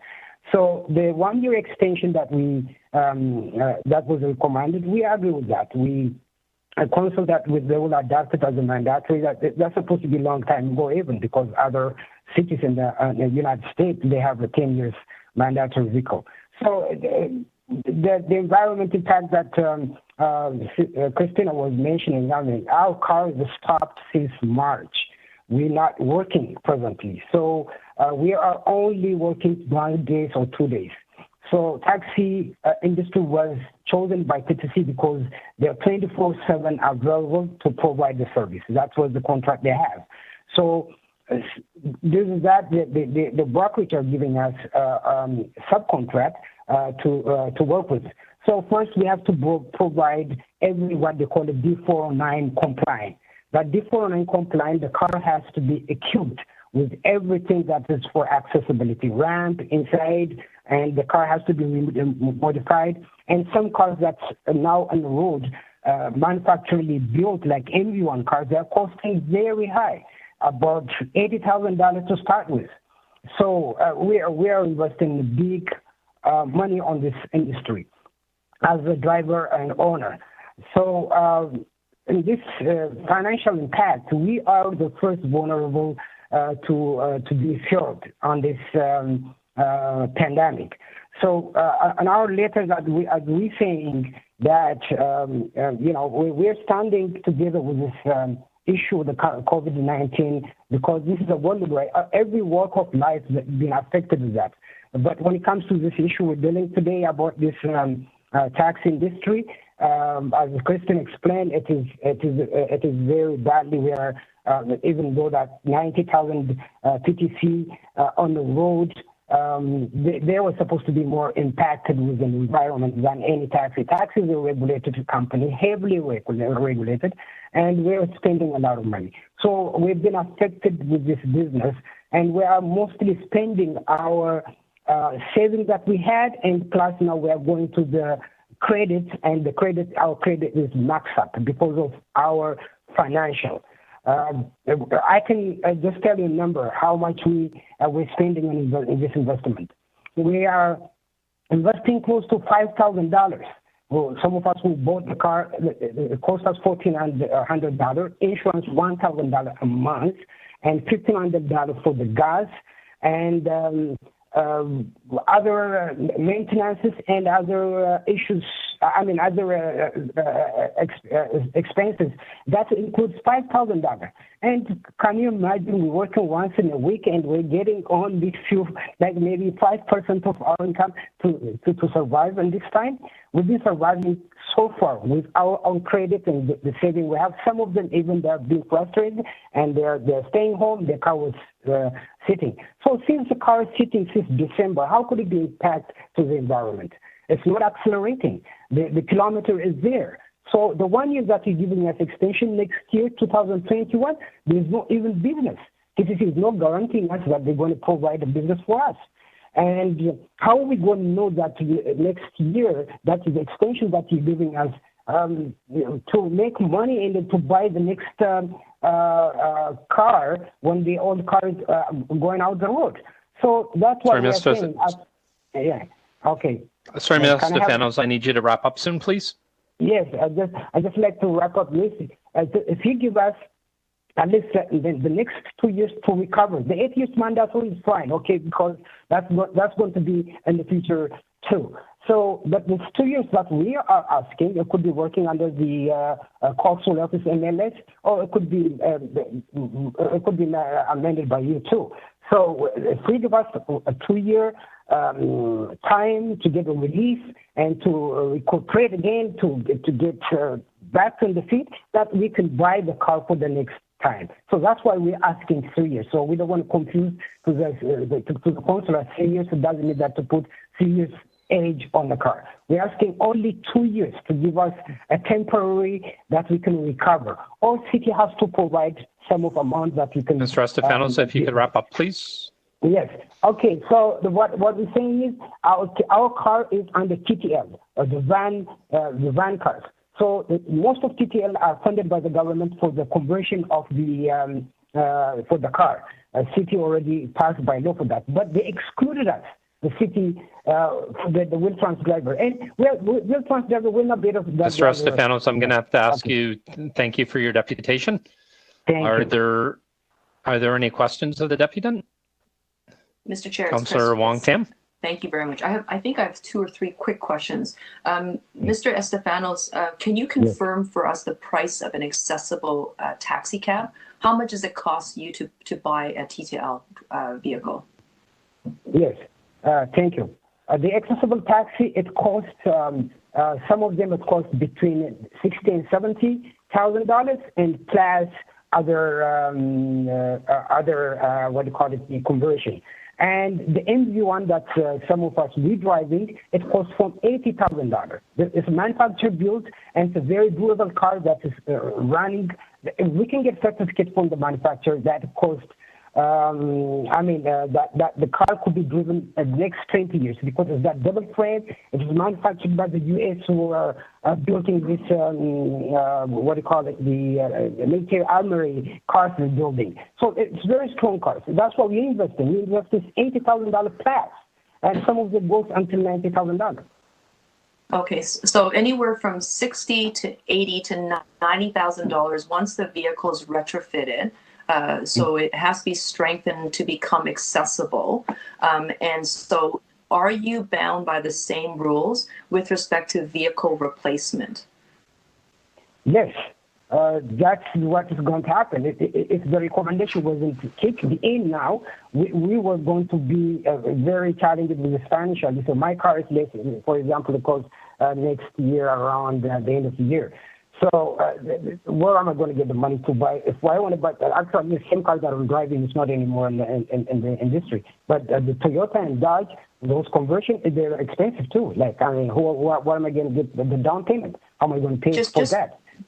Thank you. Just very quickly, are those vehicles, do you have to purchase them outright, or can they be financed through a bank or some other type of loan program? Or is it a cash payment up front?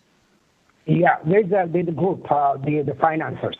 So they just deal with this company called the Mobilities Bernal, and some of the company, I don't know the name, but a person named Marco, everybody knows. They change this car and they provide you with a group of the financials, and the financial is giving you some of, I forgot how many percentage, but we're paying like every month.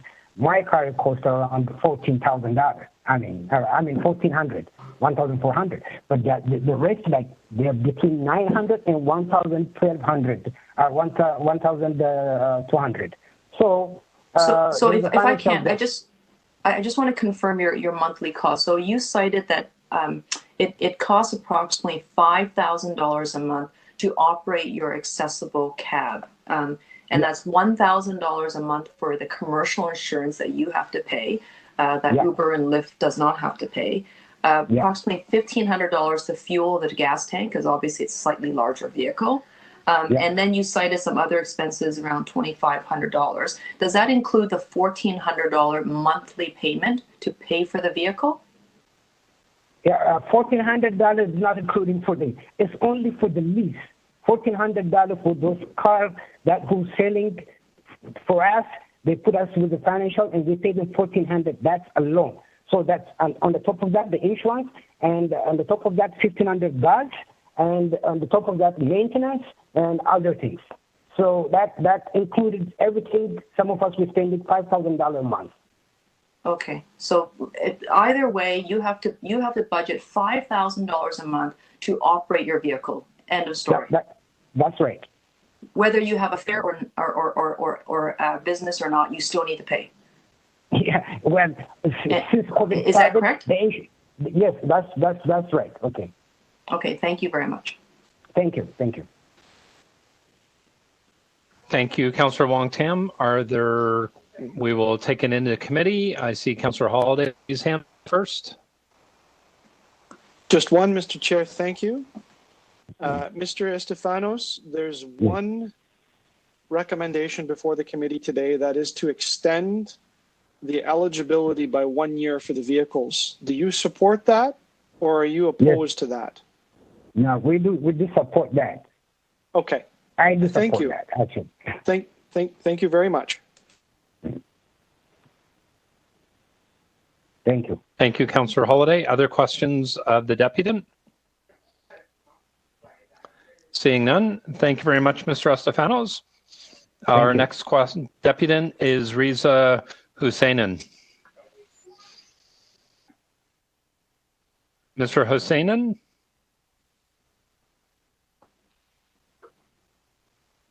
Riza Husseinen? Mr. Chair, that person may need to still connect their microphone, if you can ask. Okay. Mr. Husseinen, if you can connect your microphone. Mr. Riza Husseinen, if you could connect your microphone to make your deputation, please. I don't know if you need to unmute yourself.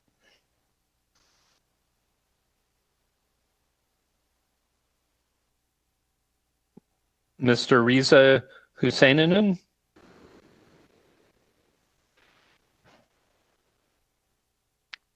Mr. Chair, we could move on to the next and see if Mr. Okay. It's still connected. So our next deputant on the list is Behruz Kamseh of the All Taxi Owners and Operators Limited. Yes. Hi there. Mr. Kamseh, you have 5 minutes whenever you're ready. Sure. First of all, good morning all. What a day, Monday. Lots of rain. Well, I hope everybody is safe and everybody is keeping safe. My name is Behruz Kamseh. I'm representing A-Tool, which is All Taxi Owners and Operators. We started to knock the door of the councillor's office since June of 2020, and we predicted that this financial situation that we're going to encounter coming months. So we have we discussed the issue of the licensing renewal fee reduction and age extension for taxi cab with proper reasoning. And those reasonings were that, COVID-19 has stalled the taxis, and many of them are parked, and also issue of the insurance, that many of the taxi owners are not able to get insurance for their cars. So the cars are not running around. And also the decisions that they were made back in the 2016, as a result of those decisions, we lost a large part of our business to the PTC. And because of that, we were not driving as much as we used to. So the mileage on the cars are very low now. Now you can get, cars that about 6 years old, and they have only maybe 220,000 kilometers on, where before you could get a 6 years car that they had almost 400,000 or 500,000 kilometers on those cars. So we didn't drive a lot. So the cars are in the good shape. And having the financial circumstances right now, it's very hard to imagine that the people are able, to replace their cars. So the staff report came out. I think, the staff report really didn't take into the consideration all the facts that is supposed to help the taxi industry, and also the fact that that there's a compounding set of facts and circumstances involves the legislation that was made by the council in 2016 involving the Uber and like companies. Their numbers were uncontrolled, and as a result of that, they were able to undercut the taxi tariff by 40%, and combine that together, it resulted in loss of 70% of the taxi clientele. So since mid-March 20, when the COVID pandemic struck, the taxi industry has lost about 90% of the remaining business that once it has left. Now, the effect of the pandemic, it's not known how this is going to affect us in coming future. So taxi owners right now, a lot of them, they're having difficulties to find an affordable insurance for the vehicle. So a 2 years extension is really required over here. And according to the expert, it would take about 12 to 18 months before the business starts to recover. And considering most of the taxi fleet that is parked since the mid-March, no kilometer have been put on their vehicles. So the other thing that I wanted to add over here is about the financial responsibility of the accessibility reserve fund. This needs to be removed from the non-accessible vehicle for hire driver members, and that taken up by the city, as the fund came about because of an overissuance of the on-demand TTLs that they were not required. So I think a substantial reduction in the licensing fee needs to be adapted for the 2020-21. And when you considering this reduction fee, it's not for the entire VHS industry, because the PTC drivers, they only pay $22 for the license renewal annually, where taxi owners pay $1,300. There's a huge gap between the two. So all of this stuff that I'm talking about, I hope you consider them. And I think, with the money that they were able to raise in the last few years, something I think in the ballpark of $46 million, I don't think so. The city is going to get really affected if they give a reduction to the taxi industry right now. Thank you.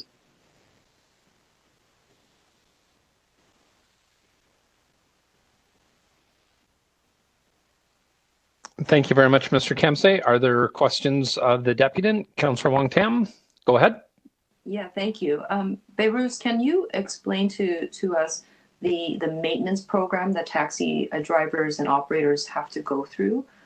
Because you still need to keep a log and you still need to maintain the vehicle, even if it's grounded, which ensures low mileage. Is that correct?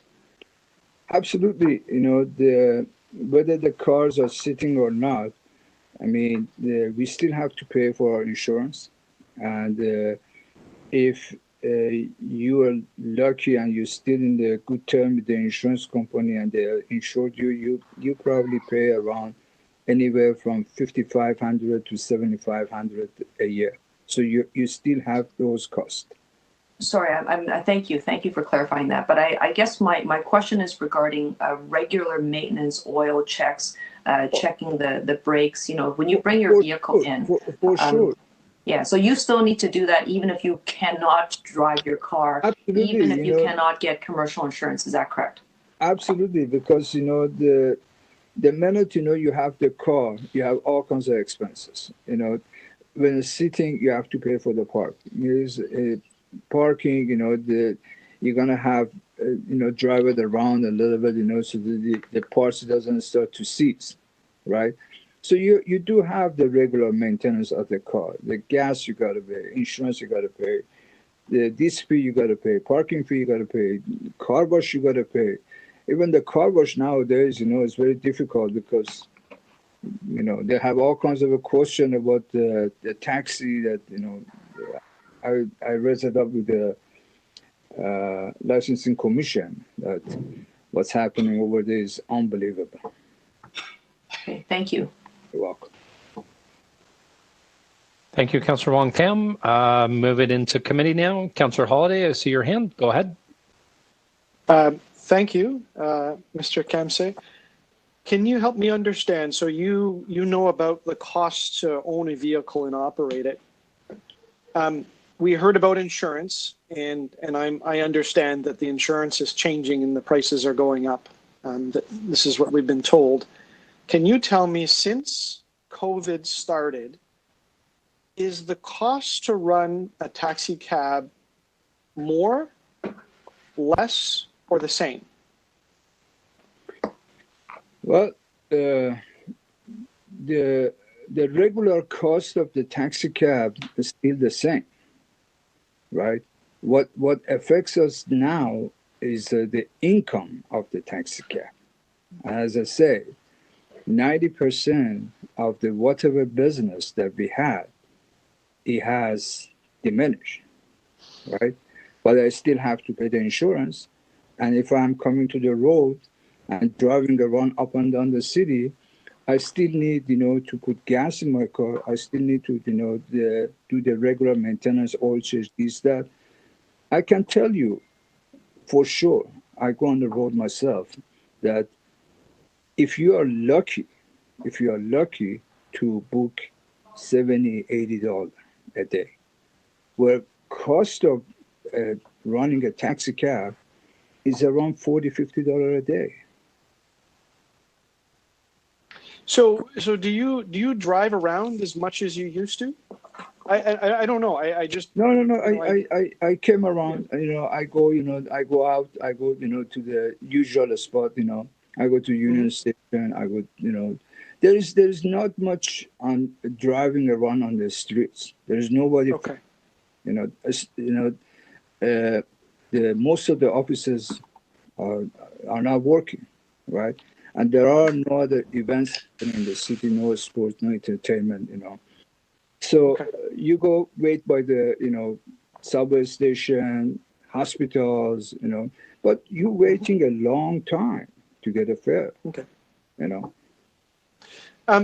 Are you eligible to get anything else in terms of support? Any of the COVID relief programs, the CERB, those types of things, because the business is reduced so much.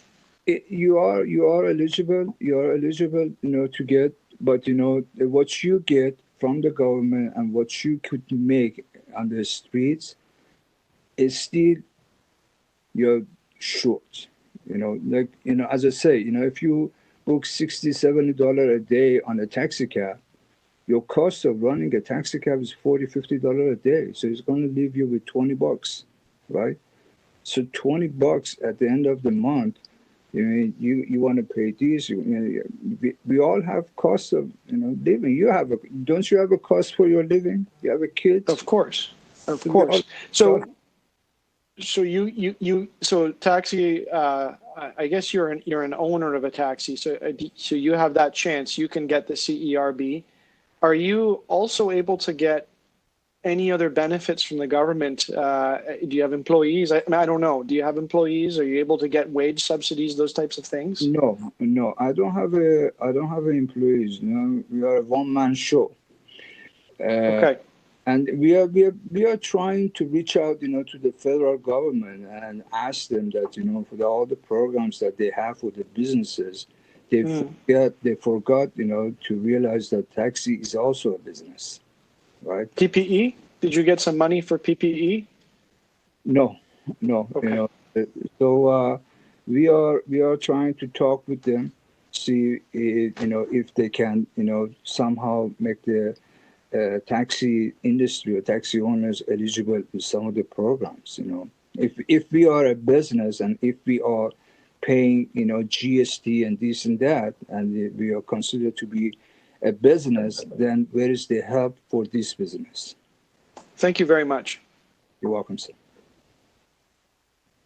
Thank you, Councillor Holiday. Other questions of the deputant? Seeing none, Mr. Kamsi, thank you very much for your time this morning. You're welcome. Our next deputant is Jafar Mesalari. Jafar Mesalari? Mersalari, sorry. Mr. Chair, Mr. Mirsalar may need to connect his microphone to speak to the committee. Okay. Mr. Jafar Mirsalari, connect your microphone to make your deputation if you're available.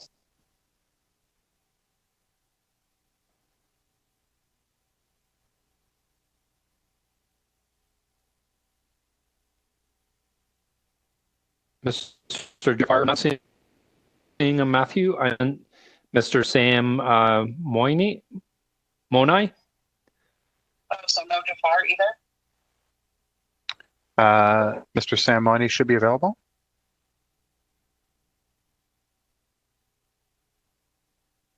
Mr. Moiney? Hello? Mr. Moiney? Sam Moiney? Can you hear me? I can. You have 5 minutes to make your deputation, Mr. Moiney. Thank you very much. First of all, thank you. I hope everyone's well. We're always back here, it looks like, for the taxi stuff. I was actually quite disappointed with the report that came out for many reasons, but the majority of the support that the taxi industry needs, it comes from the city, right? So when we're talking about the renewal fees that the taxi industry pays, I want to make it clear to the councillors that are voting for this that some of the things I think it's a little bit confused.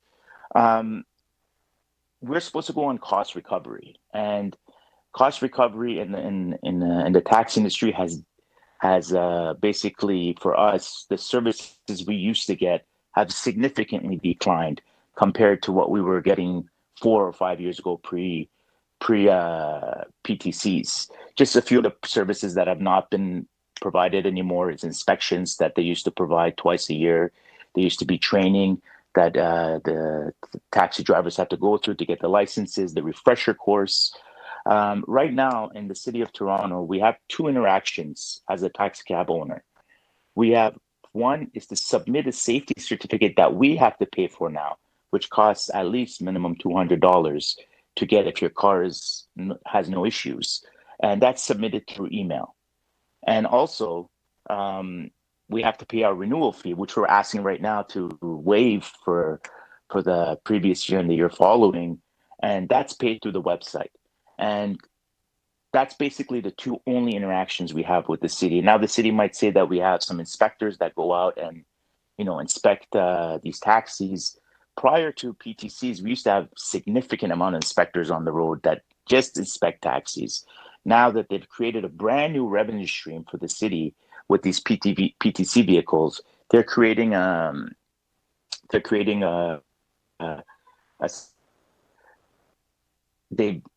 pulled the amount of money that they were taking in. And also, one of the things that I would say is that when we're asking for the renewal fees to be waived, it's because majority of the cars are parked. I myself, roughly since February 14th, all of my cars have been parked because I could not get insurance, and this is pre-COVID. I couldn't get insurance, and after when COVID happened, it has even caused even more of a devastation. PTC vehicles, by the other hand, if they don't work, they don't have to pay because they pay per ride. So they pay a certain 20 cents or 30 cents per ride that they pay the city if they work. And if they don't work, they don't have to pay a dime. So if their car is parked in their driveway, they're not responsible to pay the city anything. But for me, that's my cars are all parked in our, and not only myself, the majority of the cabs in the city of Toronto, we're still forced to pay that extravagant fee of $1,300. Now you got to ask yourself, when a restaurant or a barber shop, they pay a $200-300 renewal fee for their license, what is the taxi industry getting more than these restaurants or these barber shops that we have to pay almost $1,000 more for our renewal fee?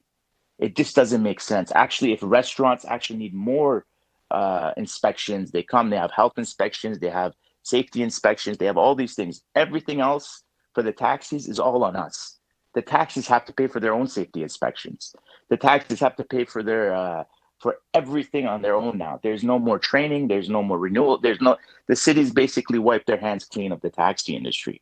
And actually, Councillor Holiday, I want to just clarify with you what we're fighting for here. When you ask Spec Taxi, is how much do they pay for their renewal fee? We're not fighting for the brokerages or anybody else. We're fighting for the owner operators that are driving the cabs that have to pay that $1,300 fee for every single taxi that they have, or majority of them are driving themselves. So those are the people who we're fighting for. We're not fighting for anything else other than just some fairness and making sure that, you guys have to take care of an industry that you guys, regulated for so many decades. And we're just hoping that people will justly, be fair to us as they haven't been for the last 4 or 5 years. And again, every time it seems that a report comes out by the staff, it's always negative towards the taxi industry.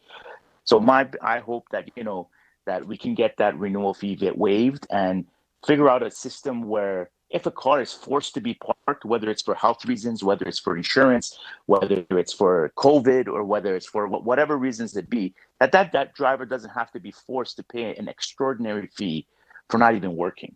Now, if the car is working, absolutely, you have to be responsible to pay your fees. But, at this time, everyone else is getting a break except the taxi industry. And don't forget, they're frontline workers too. They're putting themselves at risks every day that are working. And I commend those cab drivers that are still working, and they've worked since COVID has started. And I'm proud of them. And I hope that, everybody else would see the support that we want to see from them, from the city council. Thank you.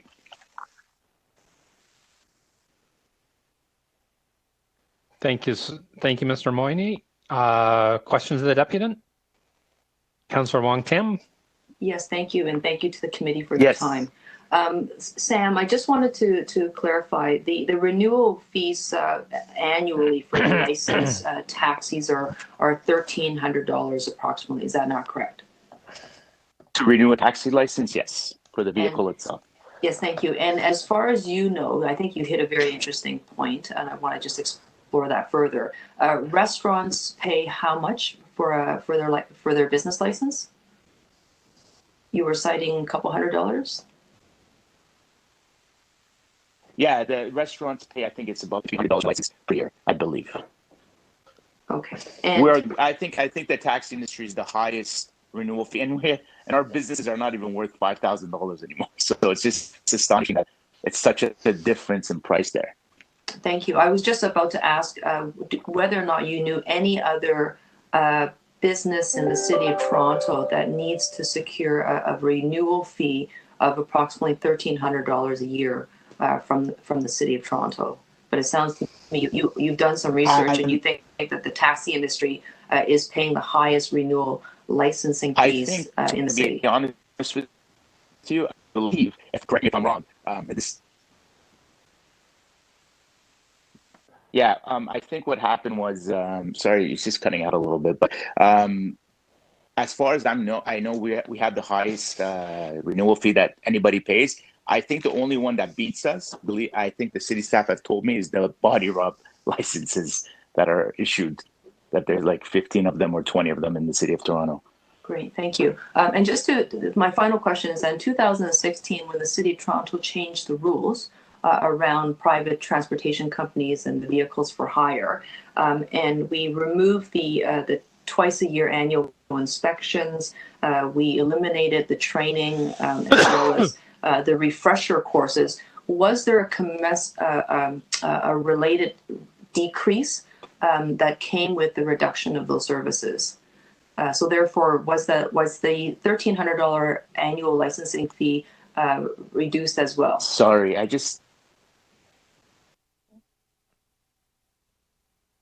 Sorry, Sam, you may not have been able to hear me. Can you hear me now? I didn't hear. Yeah, I can hear you perfectly now. Yeah, do you need me to repeat the question? Yes, please, if you don't mind. I lost you there. No problems. I'll just try to summarize it as quickly as I can. So in 2016, when we changed the rules and we reduced and eliminated some of those additional enhanced services, so such as the twice a year annual inspections, the training, the refresher courses, did the City of Toronto also, just to remind us, did we also reduce the fees accordingly because you were getting less services? Well, based on the fees that we were paying and based on the services that we were getting, I don't believe that they reduced it enough. They say they have reduced it by a couple of $100, but basically they removed everything from us. We basically we're responsible on our own. Like, for example, the inspections alone were paid by the city. Those were removed. We had to get our own inspections, and that is what they did. So for me to say that they reduced, I highly believe they have not, and they've only added cost to us. And the inspections that used to be provided for us are now have to be taken care by ourselves. And you have to go to a licensed mechanic to provide that service, and you have to pay them a significant amount of money each time you take it there, plus the repairs and everything like that as well. Thank you.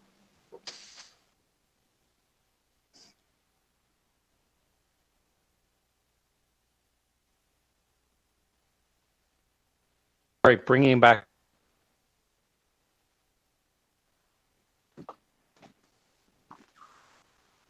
in the committee now.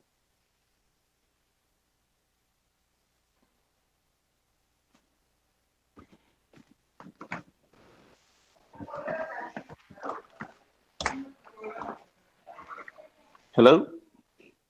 Councillor Holiday? Councillor Holiday, ask questions of the deputy. Thank you, Chair. Just so you know, your audio seems to be breaking up a bit from our end. I'm so sorry, yeah. Mr. Moyney, you're crystal clear, so I think we're still good to go. I think we just keep an eye on the chair there so he knows that we don't totally hear him. Thank you for speaking to us today. The main thing I've taken away from your deputation to us is that you challenged the price that you pay or the value of the services that you pay a license fee for. So I think it says about $1,300 for a vehicle, and you had expressed concerns that you're not getting that in return in service. Did I get that right? Yes, absolutely. Okay, and COVID's just made it worse. I get it. What would you say would be an appropriate price, and should it be even lower than that? I want to parse this out a little bit to just get your message clear to me in my mind. I appreciate that, Councillor. And actually, I feel like we should be treated like any other business, because if you're asking us, I could understand before where we had to pay a significant amount for our renewal because we had all these services before. But we're just the same as a restaurant now or as a barbershop. We should be paying the same, at least at the minimum as that they're paying.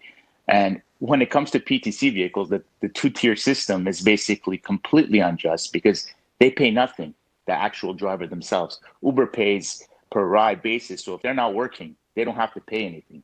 But even if we're not working, we have to pay. So that balance is not fair there. And I think when the city talks about cost recovery, they created a brand new revenue stream when they allowed PTCs. They were getting 30 cents a ride for 4 years, 5 years now. And I just don't see where that cost recovery is balanced there. So I feel like we should be treated like any other business. We should be paying just as much as a restaurant pays for their license to be renewed, or or a barbershop to pay for their license to be renewed. I think that's fair. We're not any different. We're not making significant. We're not even making anything close to what a restaurant makes or a barbershop makes right now. The taxi industry is devastated, and they're just asking for some support. That's all. And I think So, that's. But I want to make sure I got this point right. So our price aside, because a number is always arguable, right? And I don't Right. have all the information in front of me to figure out what it costs for MLS to deliver their services to your industry. But would you agree on the principle that it should be cost recovery, or do you think that the taxpayers should be subsidizing it in some way? They're two different concepts. I just want to understand where you feel. Well, when people say cost recovery, it's very hard to determine what actual cost recovery is, what they're determining as cost recovery. Because I can tell you, Counselor, I've been in this business since I was in diapers, and I know how it functions, and I know what the expenses are. And I can tell you, pre-Uber and Lyft, this taxi industry was so regulated, so heavily regulated, that I can understand that the renewal fee was $1,000 because there were so many things that they did. There were so many things that the government was involved in our business, and we had to follow the rules, we had to follow the regulations, and we paid for it. And once Uber and Lyft came, a brand new system of revenue, as I said again, came in, and our services declined significantly, and we were still paying the same amount for our renewal fee. And they'll say they haven't, but not only did our renewal fee go up, but they added an extra fee for every driver that drove. So not only have to pay a renewal fee for your vehicle, but you also have to pay a renewal fee for your driver's license, for your cab license, for your vehicle for I license. And it's never been as high as it's been today. I'll tell you that right now. It's significantly gone up and up since even 2 years ago, 3 years ago. So I just don't feel it's fair that a barbershop or a restaurant pays $300 and the taxi industry has to pay $1,300.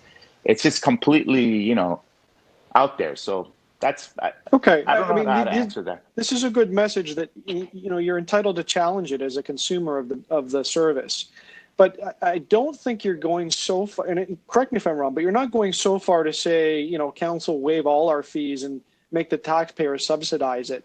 Like that doesn't sound like the message you're bringing me today. That's a different thing, and I've heard that, right? But maybe not from you. The taxi industry, I don't think wants anybody the public to subsidize anything. But because of the pandemic, because of the situation we're in, you can't ask somebody that's vehicle is parked to pay a fee. You're going to try to get blood from a stone. What happens if somebody can't pay their renewal fee? You're going to come and take their business away, their livelihood, the thing that they cherish the most for decades and decades. I just don't think it's just. And that's the threatening letters that have been coming out by the city. City staff have been threatening letters to every owner that couldn't afford to pay the renewal. And they've been sending these letters, and it's just sad. It's just sad to see that in a country like Canada, where we're supposed to be treated fairly and evenly, everybody else seems to be taken care of except the taxi industry, the taxi drivers that are hurting significantly. Now, of course, I can challenge their cost recovery system. They can say whatever they want. I don't know. I can't. I'm not in their books. I don't know, but I could just tell you, how is it fair and how is it cost recovery when I only have 2 interactions with them a year? I send them an email for my safety certificate, and I send them my renewal fee where they're collecting money from me. It just doesn't make sense that you pay $1,300 for that. And I never see any more. Inspectors are almost obsolete. You don't see them on the streets anymore. And when they do pull over, they give ridiculous tickets. That's a different story all in itself. But it's just, I don't know. I just don't think it's fair. Thank you very much. I appreciate it.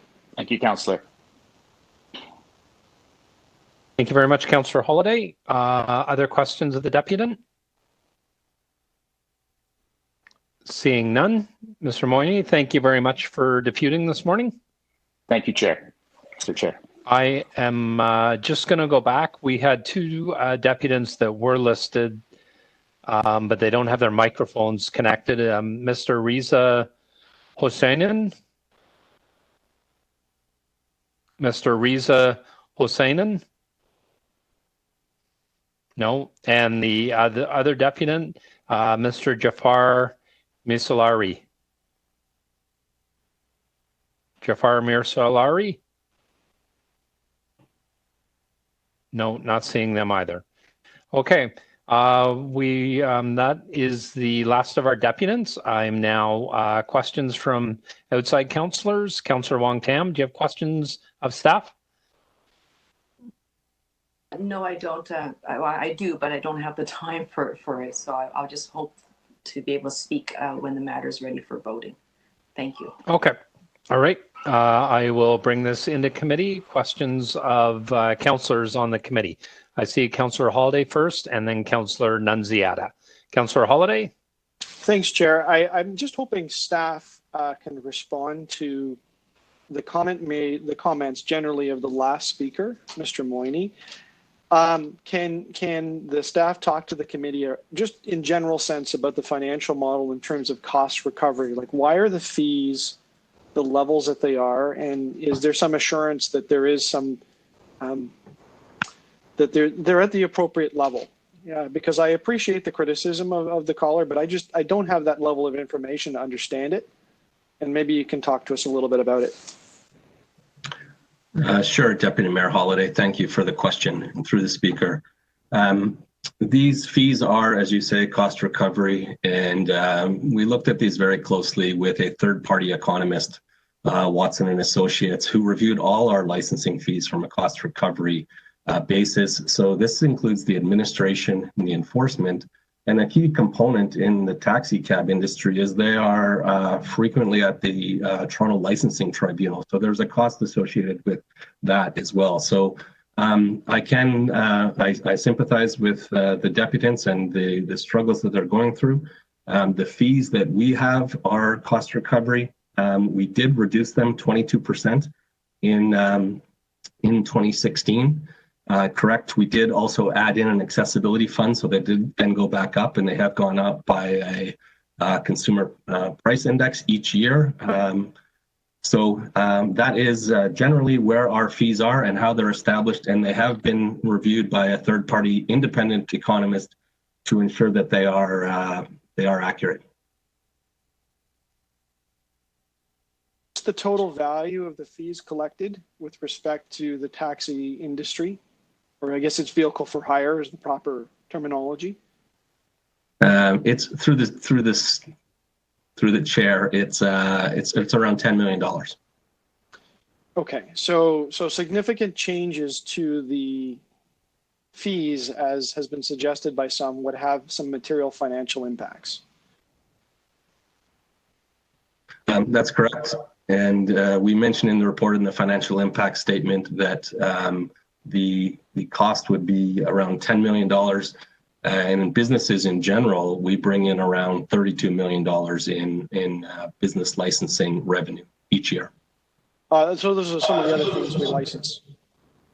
Okay. That is correct. And what committee sets the fees? It's not us. I don't recall setting those numbers.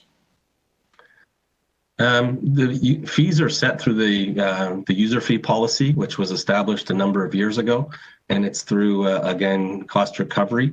If we are to bring fee changes forward, it can be approved by a committee, but it ultimately has to be approved by council, and all the fees in the city are included in the municipal code, chapter 441.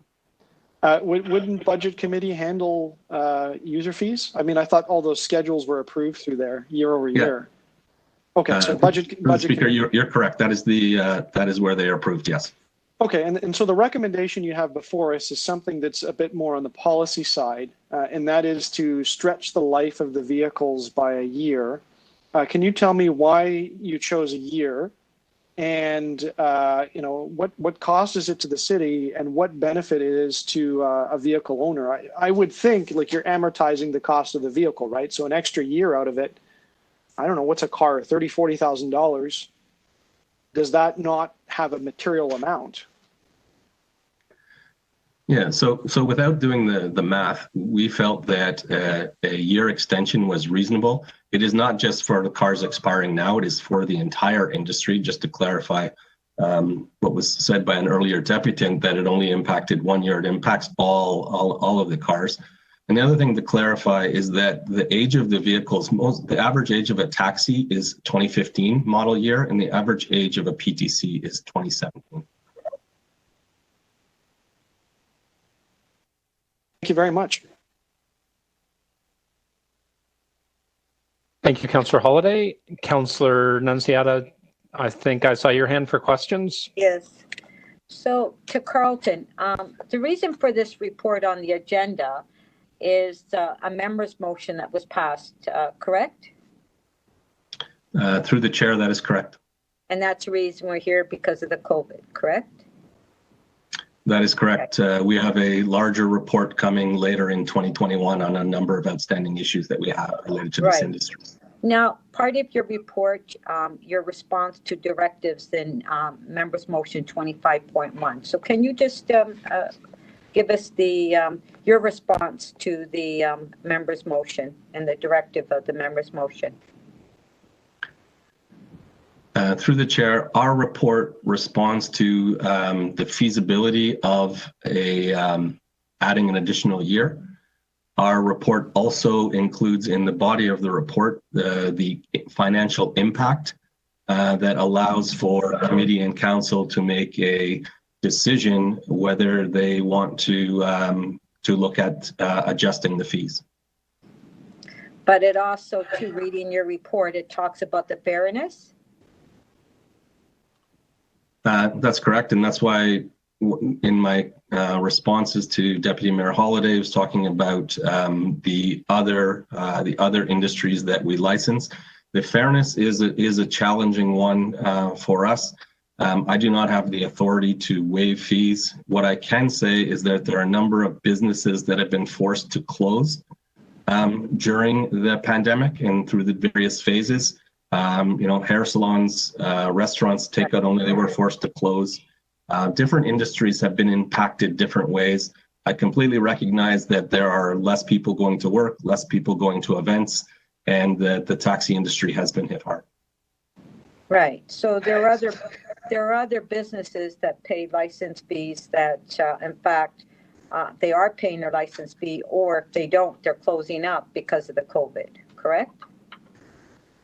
That's correct. We suspended our fees for the March, April, May, the first few months of the COVID of the pandemic, but we have gone back to issuing renewal letters, and most businesses have been paying the renewal fees.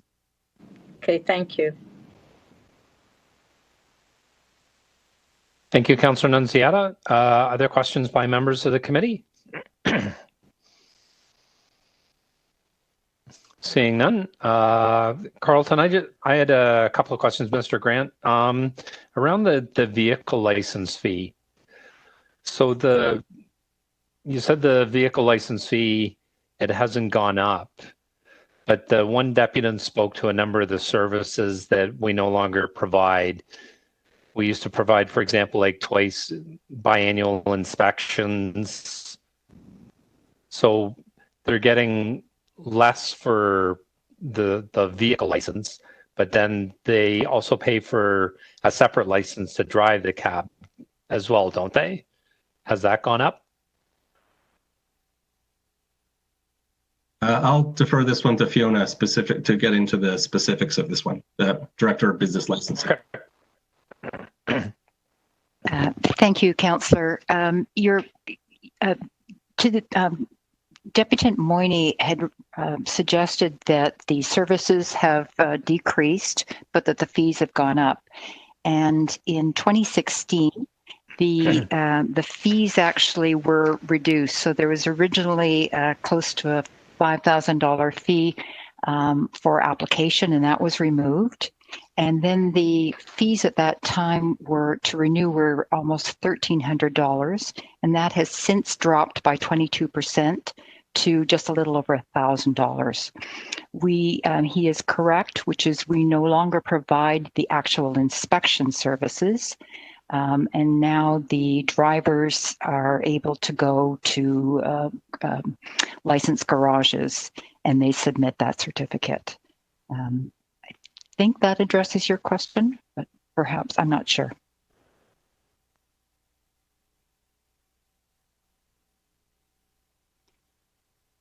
I'm sorry, you're on mute. Sorry, Fiona.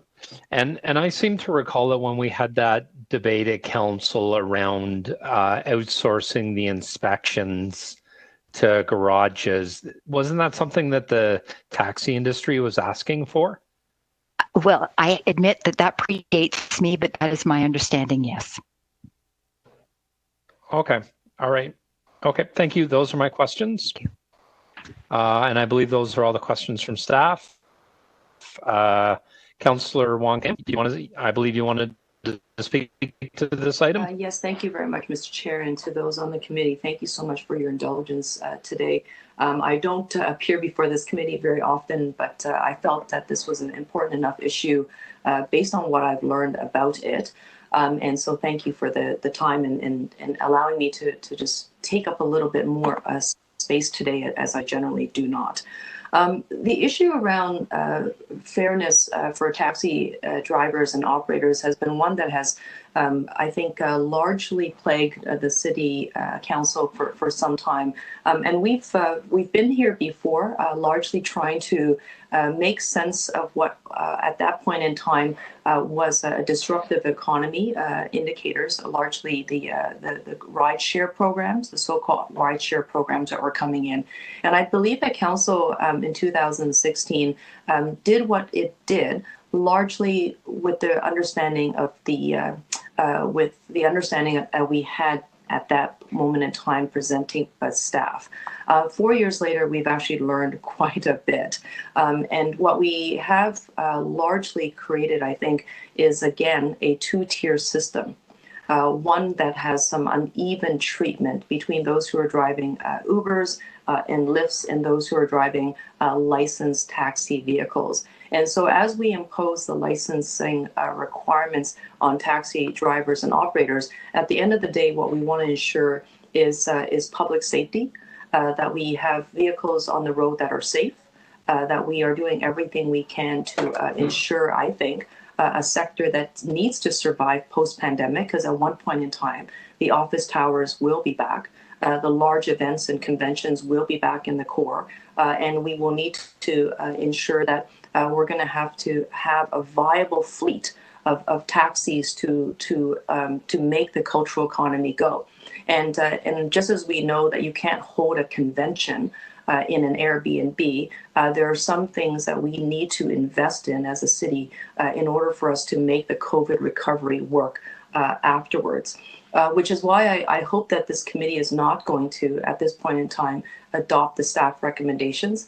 We've heard a range of speakers with a range of opinions, and I think that what we need to do is actually take some time to sort out what we heard today, to reconcile that with respect to what staff can share with us in terms of the art of the possible, so we can then pave a path forward at City Council that will allow us to be able to skillfully but also respectfully respond to the requests of the sector, but also be able to work with staff so we actually have a program, even if it's temporary relief with a moratorium or perhaps a minor reduction of fees as we go forward, so we actually have a viable sector afterwards.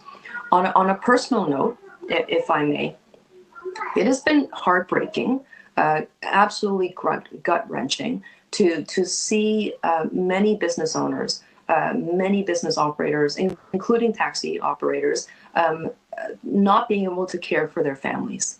And I think it's important for us to all recognize that there are some fixed costs within sectors, and the fixed costs within the taxi industry seems to be disproportionately high.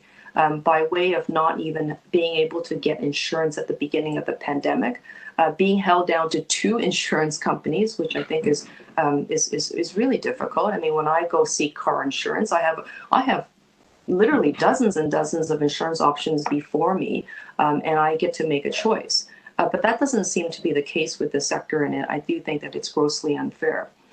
With respect to the point that was raised around whether or not we have full-on cost recovery, if we're collecting $32 million from licenses across a whole range of sectors in the city, and 1/3 of that is coming from the taxi industry, I certainly don't think that the taxi industry represents 1/3 of all businesses in the city. So there is right there a very clear and blatant challenge before council that we need to grapple with, which is how is it that is seen as fair if they don't represent 1/3 of the business sector. And I cannot imagine for the life of me how we were able to reduce fees by 22% in 2016 and then add on an accessibility fee and then add on a safety fee afterwards, essentially eliminating that reduction. So hopefully we will have more time to sort this out at council, and I don't think, and I would urge councils, the committee today, to not adopt the staff recommendation and allow us to continue to work on this issue as we move towards council. Thank you very much. Okay, thank you, Councillor Wong-Tam. I will bring it into committee now. Speakers of the committee.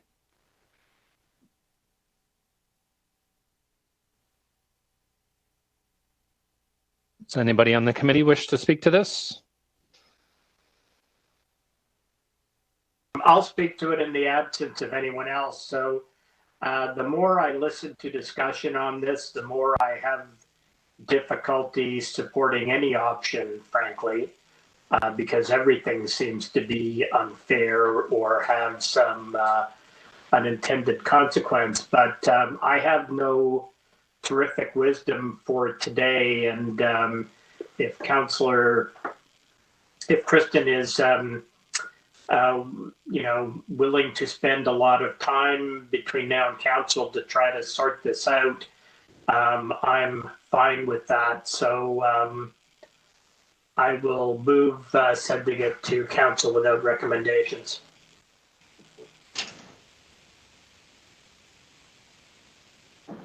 Okay, thank you, Councillor Filion. Councillor Holiday to speak.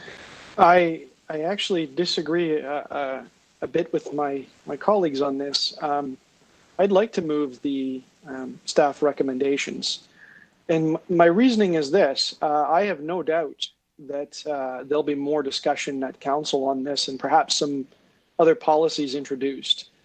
But I can't find a downside on a modification on the vehicle age, other than the simple obvious one that it was implemented with a specific environmental goal. But the staff report is really compelling here. There's, in consultation with 84% of the respondents to their survey in the industry, they agreed or strongly agreed that the maximum age of the vehicle should be extended by 1 year. It costs us nothing to do. It, I think, has material effect to that segment of the group that owns the vehicles. That means you can amortize 1 extra year on the life of the vehicle. There's a lot of them across the city. I realize not every member of council will support that based purely on environmental merit.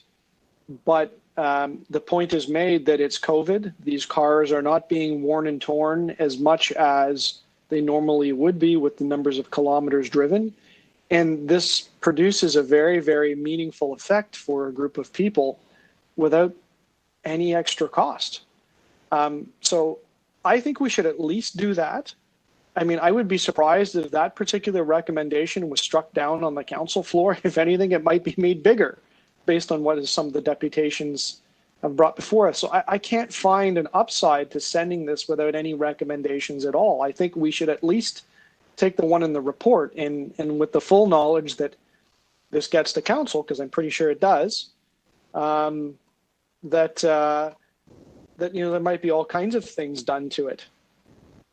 So really, Mr. Chair, that's all I have to say. I can't, I guess I just can't sit here and do nothing. I think we should take a step and at least give people some signal that there is a change on the way. And maybe there's a bigger discussion about fees and all that, but I would make the point that if it can't be just this industry, there's probably a much larger discussion to be had about user fees and those effects. And we're talking multi-millions of dollars. So that is material. And that's not something I'm comfortable having at this committee. I think that belongs over at budget and finally at city council. Thank you. Okay, thank you, Councillor Holiday. Councillor Nunziata. Yes, I would support moving the staff recommendation. If any changes are going to be made, even if you send it to council without a recommendation, it's going to be made at council. And whatever changes are made, of course, it has to go through budget.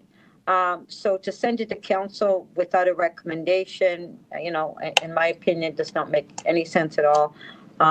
Move the staff recommendation, and if Councillor Wong-Tam feels that you can come up with a compromise, but whatever compromise it is, we'll have to go to budget at the end of the day. So I will support moving it along with the staff recommendation. Okay, thank you, Councillor Nunziata. Other speakers?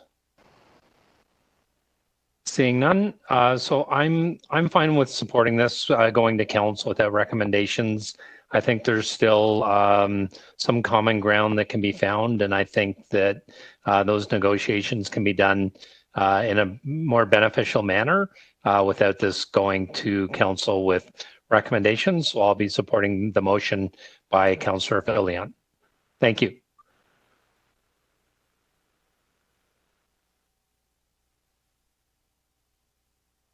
Matthew, I'm looking for your guidance. Which motion are we going to vote on first?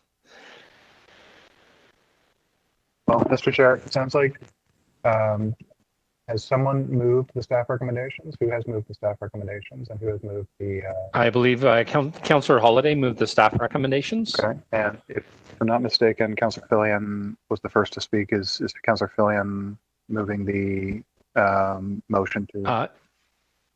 He's moving it. He's moving a motion that it go to council without recommendations. Okay, so I believe we vote on Councillor Filion's motion first. Okay. So we're voting on Councillor Filion's motion first, that this go to council without recommendations. All in favor?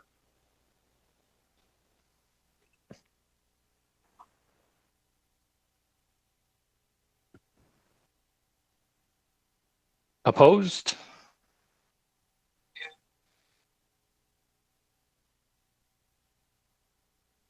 And Councillor Filion. Okay, and I believe that's the item, Mr. Chair. Councillor. Yep.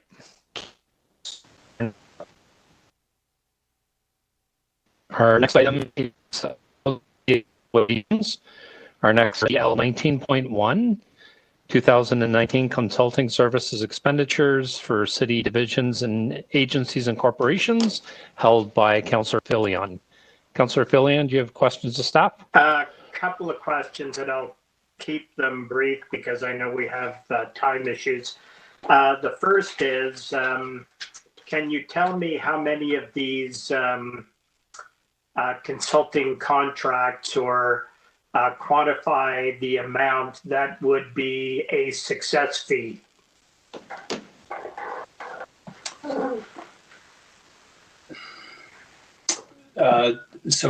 Councillor, through the chair to you, Councillor, I don't have that specific level of information, but can certainly get back to you on that. As we've mentioned before, that the success fee approach was an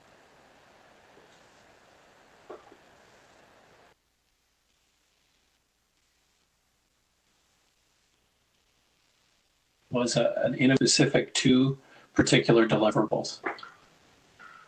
Okay, well, if you could get back to me on that before council.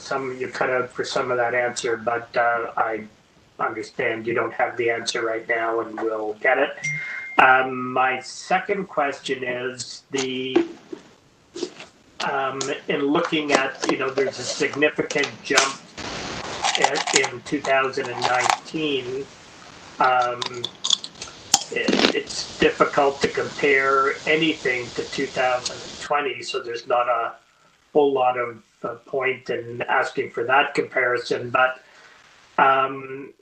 what's the trend here? Are we spending more on consultants? And if so, does that mean that we aren't planning far enough ahead, or that that we're failing to recruit the kind of expertise we need, or that council has squeezed staff so much that they're relying on consultants? What would be the explanation for it.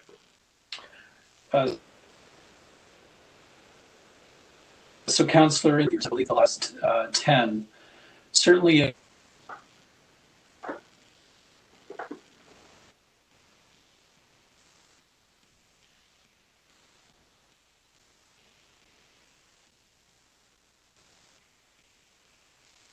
It's clear the pressure being Chair, can I ask that Andrew may turn off his video? Maybe it'll help. done. Is that better? That's better. Thank you, Josie. So sorry, through the chair. As I was saying, Councillor Fillion, there are a number of correlations. So anytime we have a number of new legislative changes or specific changes of council or directions, there obviously can be increases in consulting fees. What we've seen is that they generally are used for all types of initiatives, operating or capital, and we tend to move them between circumstances where there's a need for a specialized skill set. There's a need to respond to a change in a very quick manner. There's a need for an objective third-party review. For example, the value-based outcome review that took place last year that was paid for by the province. Or there are specific things that we don't want to have on board, like specialized legal advice, where occasionally we require that advice and then we'll not need it for quite some time. So, Councillor, those are generally speaking the circumstances. I believe in 2019 there were just a number of those types of things that took place, and there was no other specific circumstance that we can identify. Thank you. And Councillor, I was just told that there are very little to any success fee consultants that have historically been used, but we will certainly get back to you with specifics relative to that answer. Thank you. Thank you. Other questions on this item by members of the committee?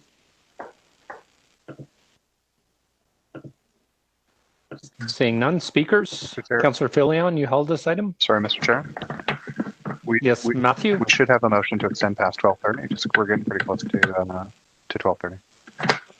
Okay, yeah, we have 2 items left after this. I will move that in the interest of trying to get the agenda finished. I don't need to speak on this item. Okay. All in favor to extend the agenda past 12:30? That carries. Okay, Councillor Fillion, you were going to speak on this item as well? No, I don't need to. Thank you. Okay. Did you want to move the motion, the recommendation to receive for information? Okay. Okay. Councillor Fillion's moving the recommendations on this item. All in favor? Carried. Our next item is 19.2. Authority to enter into a non-competitive contract with Ernst & Young to support category management and strategic sourcing. Councillor Fillion, you held this item. Do you have questions of staff? Yes. So just refresh me on what our current contract is, when that started with E&Y, and how much we've spent on that. Certainly, Councillor. It's through the chair. It's Andrew Flynn again. Michael Patchlock is also on the line. He can correct me if I'm incorrect. It started in 2018 for a total fee of $4.5 million.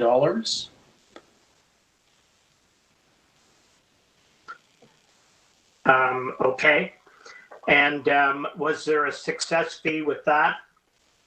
So included in the $4.5 million is a 5% success fee, which equated to just over $2.5 million. In answer to my question on the previous item, I think you indicated that it was fairly unusual to pay a success fee. Have we found in the past that people that we don't pay a success fee to are successful? So Councillor, in fact, this was the first attempt at using a success fee type of arrangement. I can't speak to what the rationale at the time was, because it predates my joining the city, but certainly Michael can help in that context. So specifically, it says I'm just trying to, in the interest of time, it says in the report, and I'm paraphrasing, basically, paying them a success fee gives them an incentive to do a really, really good job. So I guess I'm asking, for all the people we don't pay success fees to, do they do a mediocre job? What's the basis for thinking that if you pay someone a success fee, when you pay professionals a success fee, that they will do a better job? So in this context, through the chair to you, Councillor, the approach was this is a complete different change in the way that procurement was being adopted. And a different strategy that is going forward that we're trying to implement across the organization. So it's a change in behavior that we're trying to move towards. In that, we need to make sure that the organization is focused on achieving the benefits and able to continue to realize those benefits over the life of the contract. The vast majority of other contracts are not driving that kind of change. They're providing advice or providing a specific output, a specific report. This was to try and move us towards a change in structure and a change in behavior, all at the same time.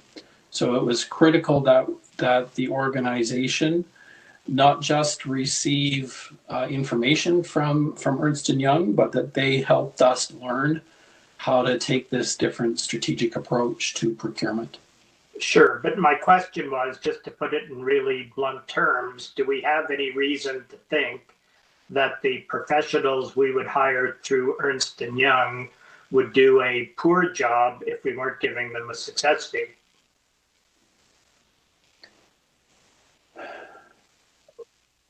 Through the chair, Councillor, I would expect that the fixed fee would be a higher fee than what it currently would be.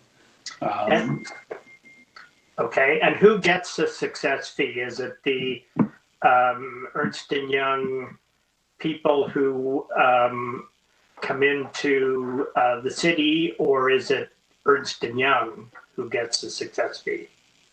So all of the fees that Ernst & Young bills us are billed by Ernst & Young.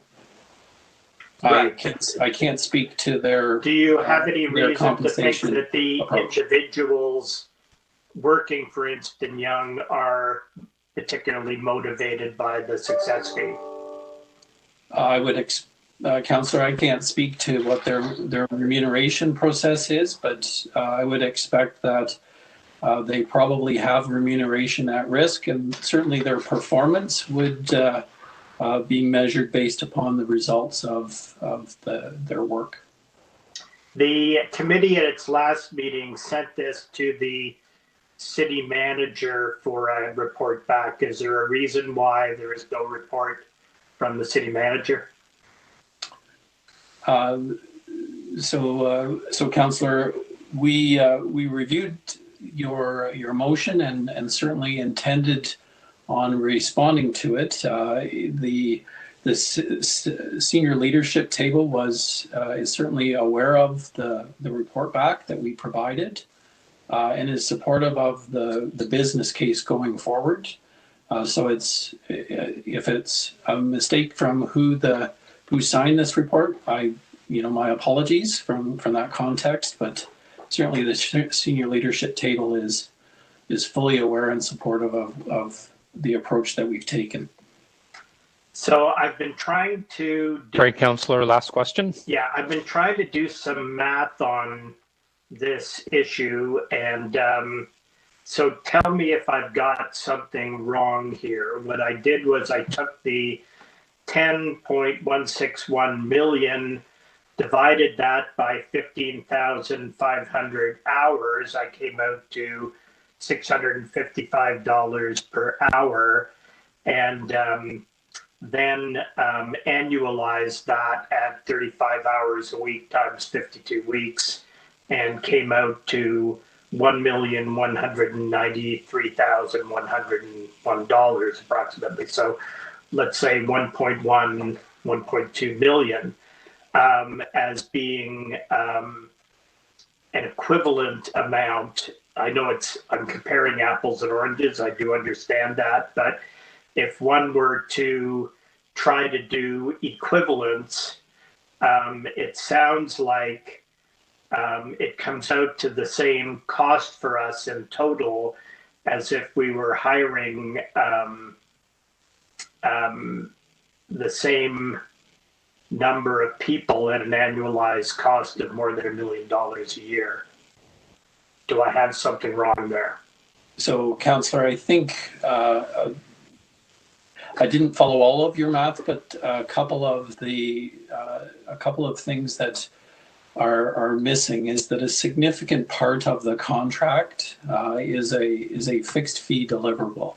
So Ernst & Young, in addition to the 15,500 minimum hours that they're committing to provide us, to support us as we go forward in investigating the strategic sourcing opportunities, is to in fact give us the tools and the training and the processes that we need to be able to use to implement this strategy on a go forward basis. So that's effectively equivalent from an equivalent portion of the contract to the 15,500 hours that you're providing. The other part that I think is important for you to appreciate is that the 15,500 hours is for is not individual specific people. It is, sorry, let me rephrase that.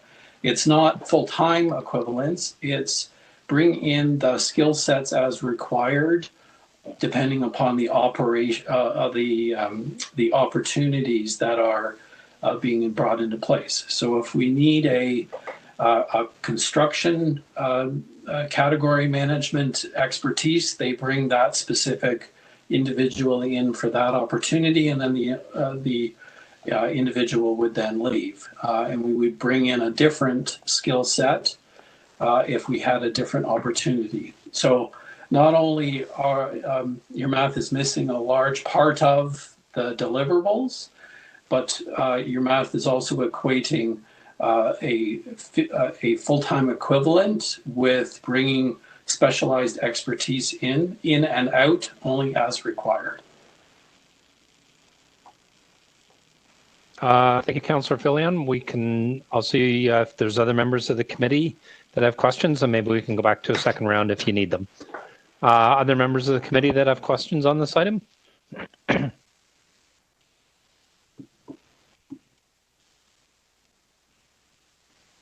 Other members of the committee that have questions on this item?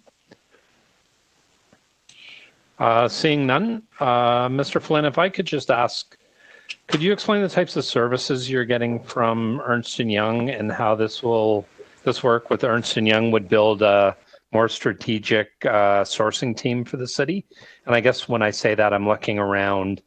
So there's Ernst & Young's supposed to be training our staff, and I would expect that there'd be some type of succession planning or training regime put in place if somebody that Ernst & Young is training to do this work when they retire, leave the city. So we're not having Ernst & Young back in all the time. Yeah, so certainly I can do that, Mr. Chair. There's a couple of things. Certainly there's the aspects that I mentioned before about the deliverables. So Ernst & Young is providing us with all of the tools and the training materials and the processes that we will need to be able to operate this going forward.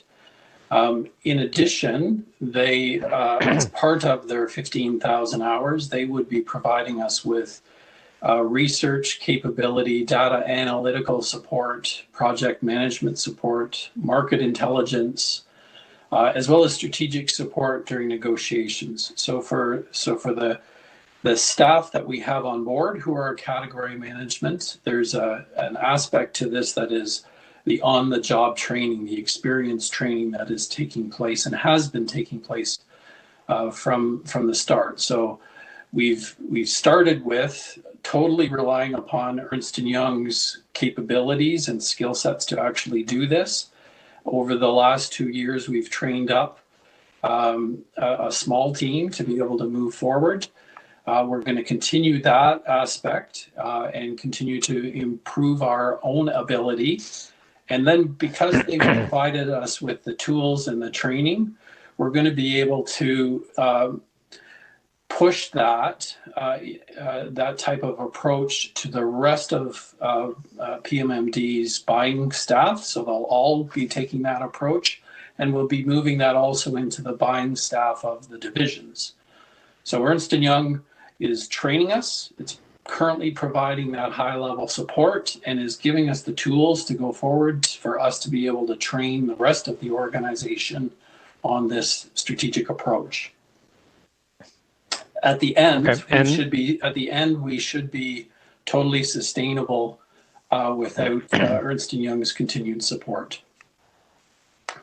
Okay, and that addresses my next question, Mr. Flynn, where there's comments in the report that at this point, one of the reasons we hired Ernst & Young to do this training, or part of the package for doing the training, is that out in the marketplace, there doesn't seem to be people available with these skills. And is that because you think it's, I guess, a finesse skill or a fine-tuned skill that's not widely available, or is this an emerging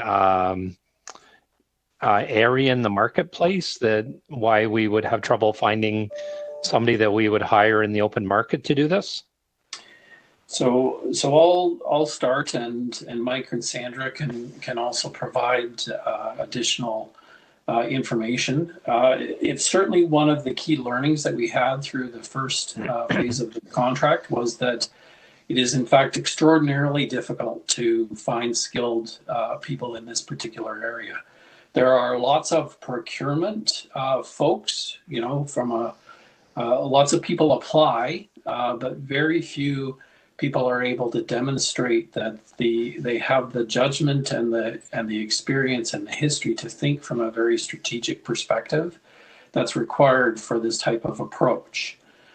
So that's why we've pivoted to, instead of continuing to try to recruit totally, we're asking for the tools and the training to be in place to be able to train our own people and enhance their skill sets that we go forward.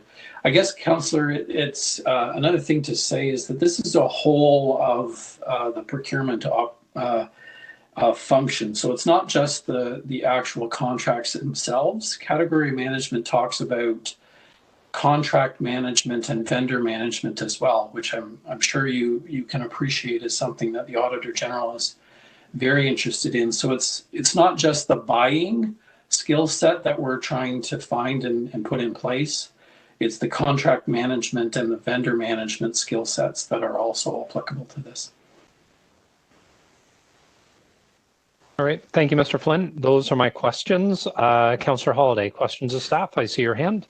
Yes, thank you, Chair. I was inspired by some of the answers. And Councillor Fillion has asked some really good questions that are worth asking. what if, or what would it take if, or how long would it take, I should say, if council was to say, forget this, staff, go out and hire the people that we need to do this.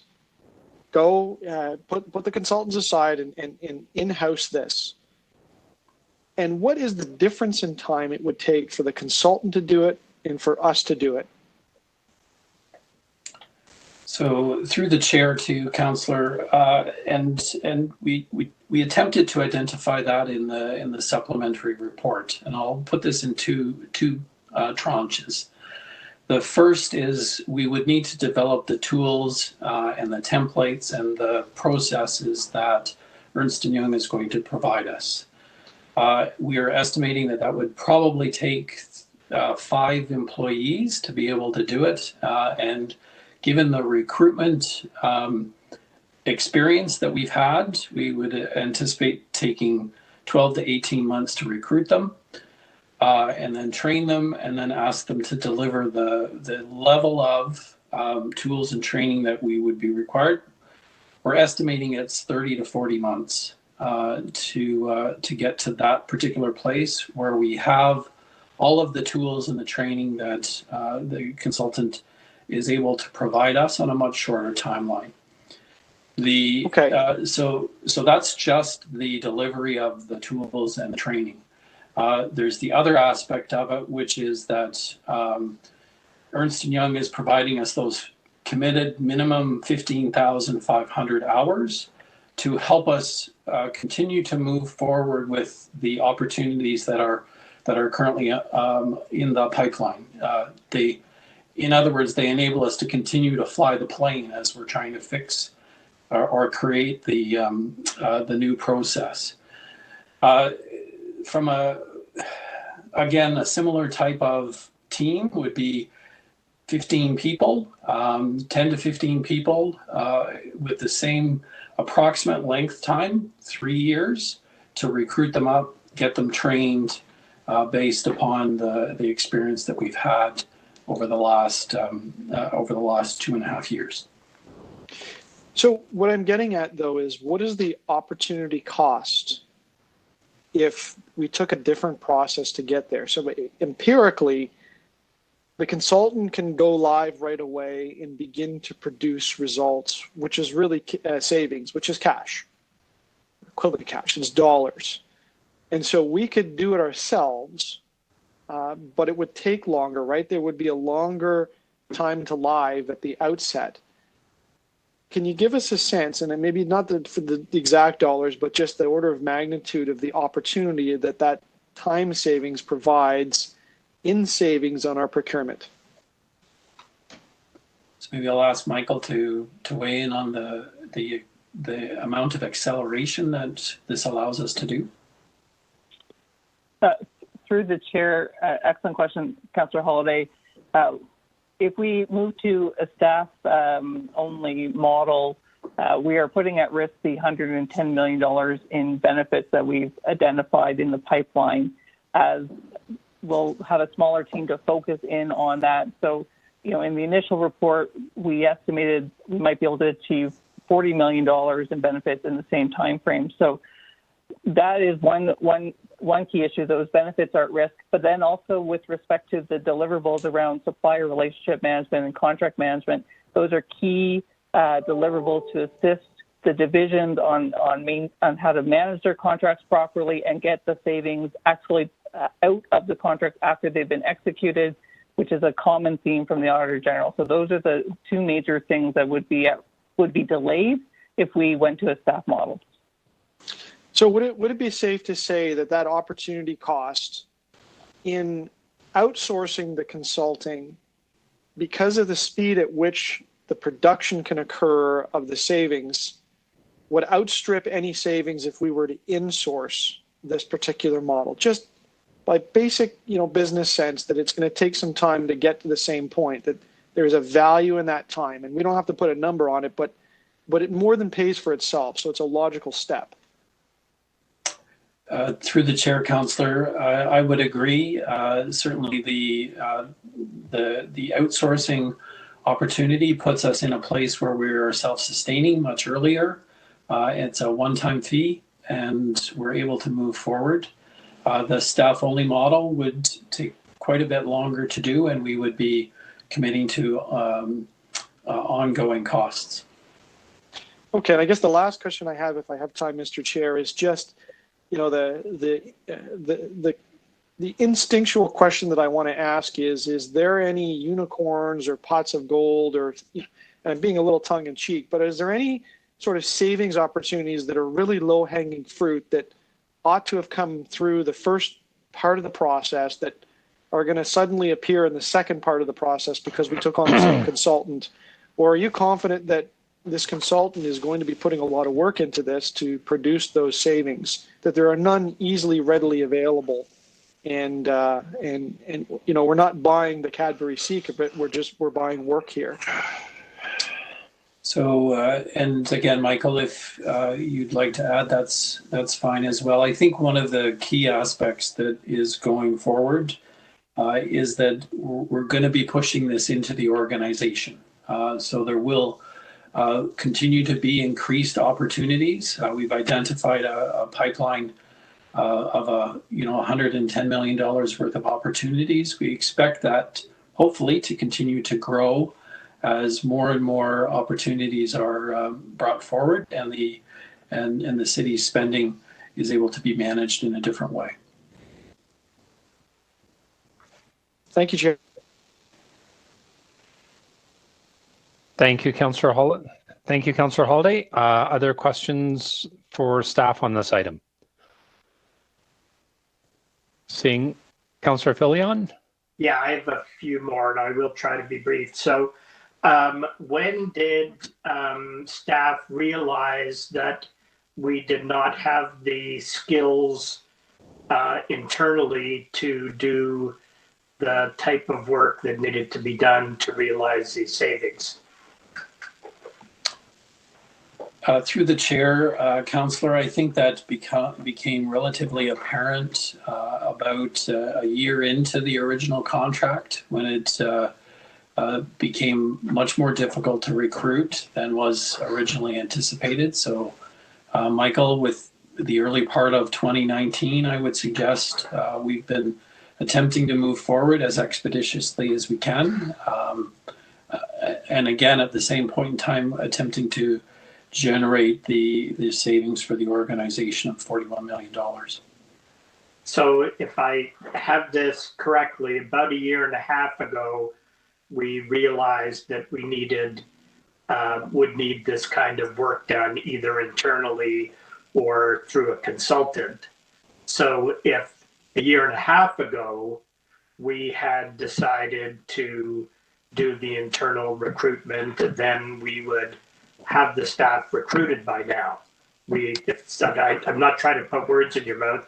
I just think if I understand this correctly, the reason that we're now in a position where we don't make the savings for 12 to 18 months is because we didn't look at how we might do this better 12 to 18 months ago. Through the chair to Councillor, the category management team has never stopped recruiting. We have and continue to recruit for expertise. And you know, Michael's putting his hand up, so I think he probably wants to add to that as well.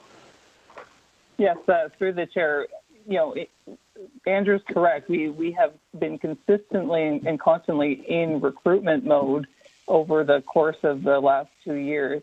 I think, you know, in 2019, we realized that it was not as, things were not going as well as we had hoped for in terms of recruitment. It took us much longer to get to where the team is now, and we actually were recruiting into 2020. I think the additional complicating factor happens to be in 2020, with COVID hitting, the priorities changed for the organization, and then the hiring slowdown has also occurred. So our ability to some of the positions we had in the 2020 budget, for example, we've had to pause or slow down because of that. So, you know, I wouldn't say in 2019 we just assumed we would need to extend EY, we were working very hard to get all the positions in place, or getting the majority of positions in place. It was just a happenstance of recruitment that realized that we would need more help. And then as well, the fact that we needed to expedite finding benefits, cost avoidance and cost savings to assist the city was also another factor for us wanting to move forward again with EY. Thank you. I don't have any more questions at committee. Okay, thank you, Councillor Filion. Councillor Filion, you held this item. Did you want to speak to it?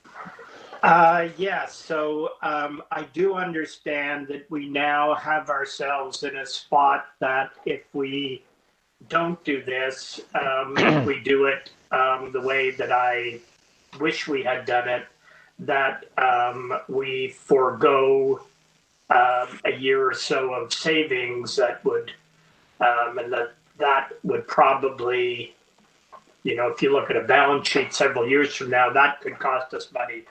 I just have so much difficulty with this that I can't support it, so I'd like a recorded vote. I don't sense that other members of the committee have the same level of reservation.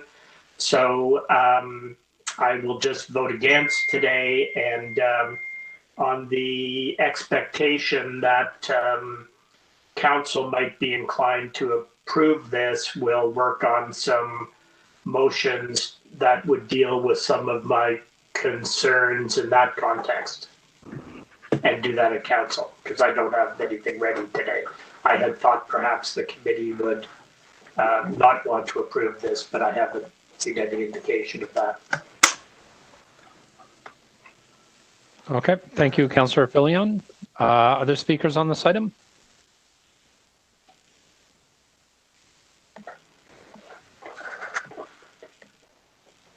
Other speakers on this item? Seeing none, I will be the last speaker. I'm going to move the recommendations in this report.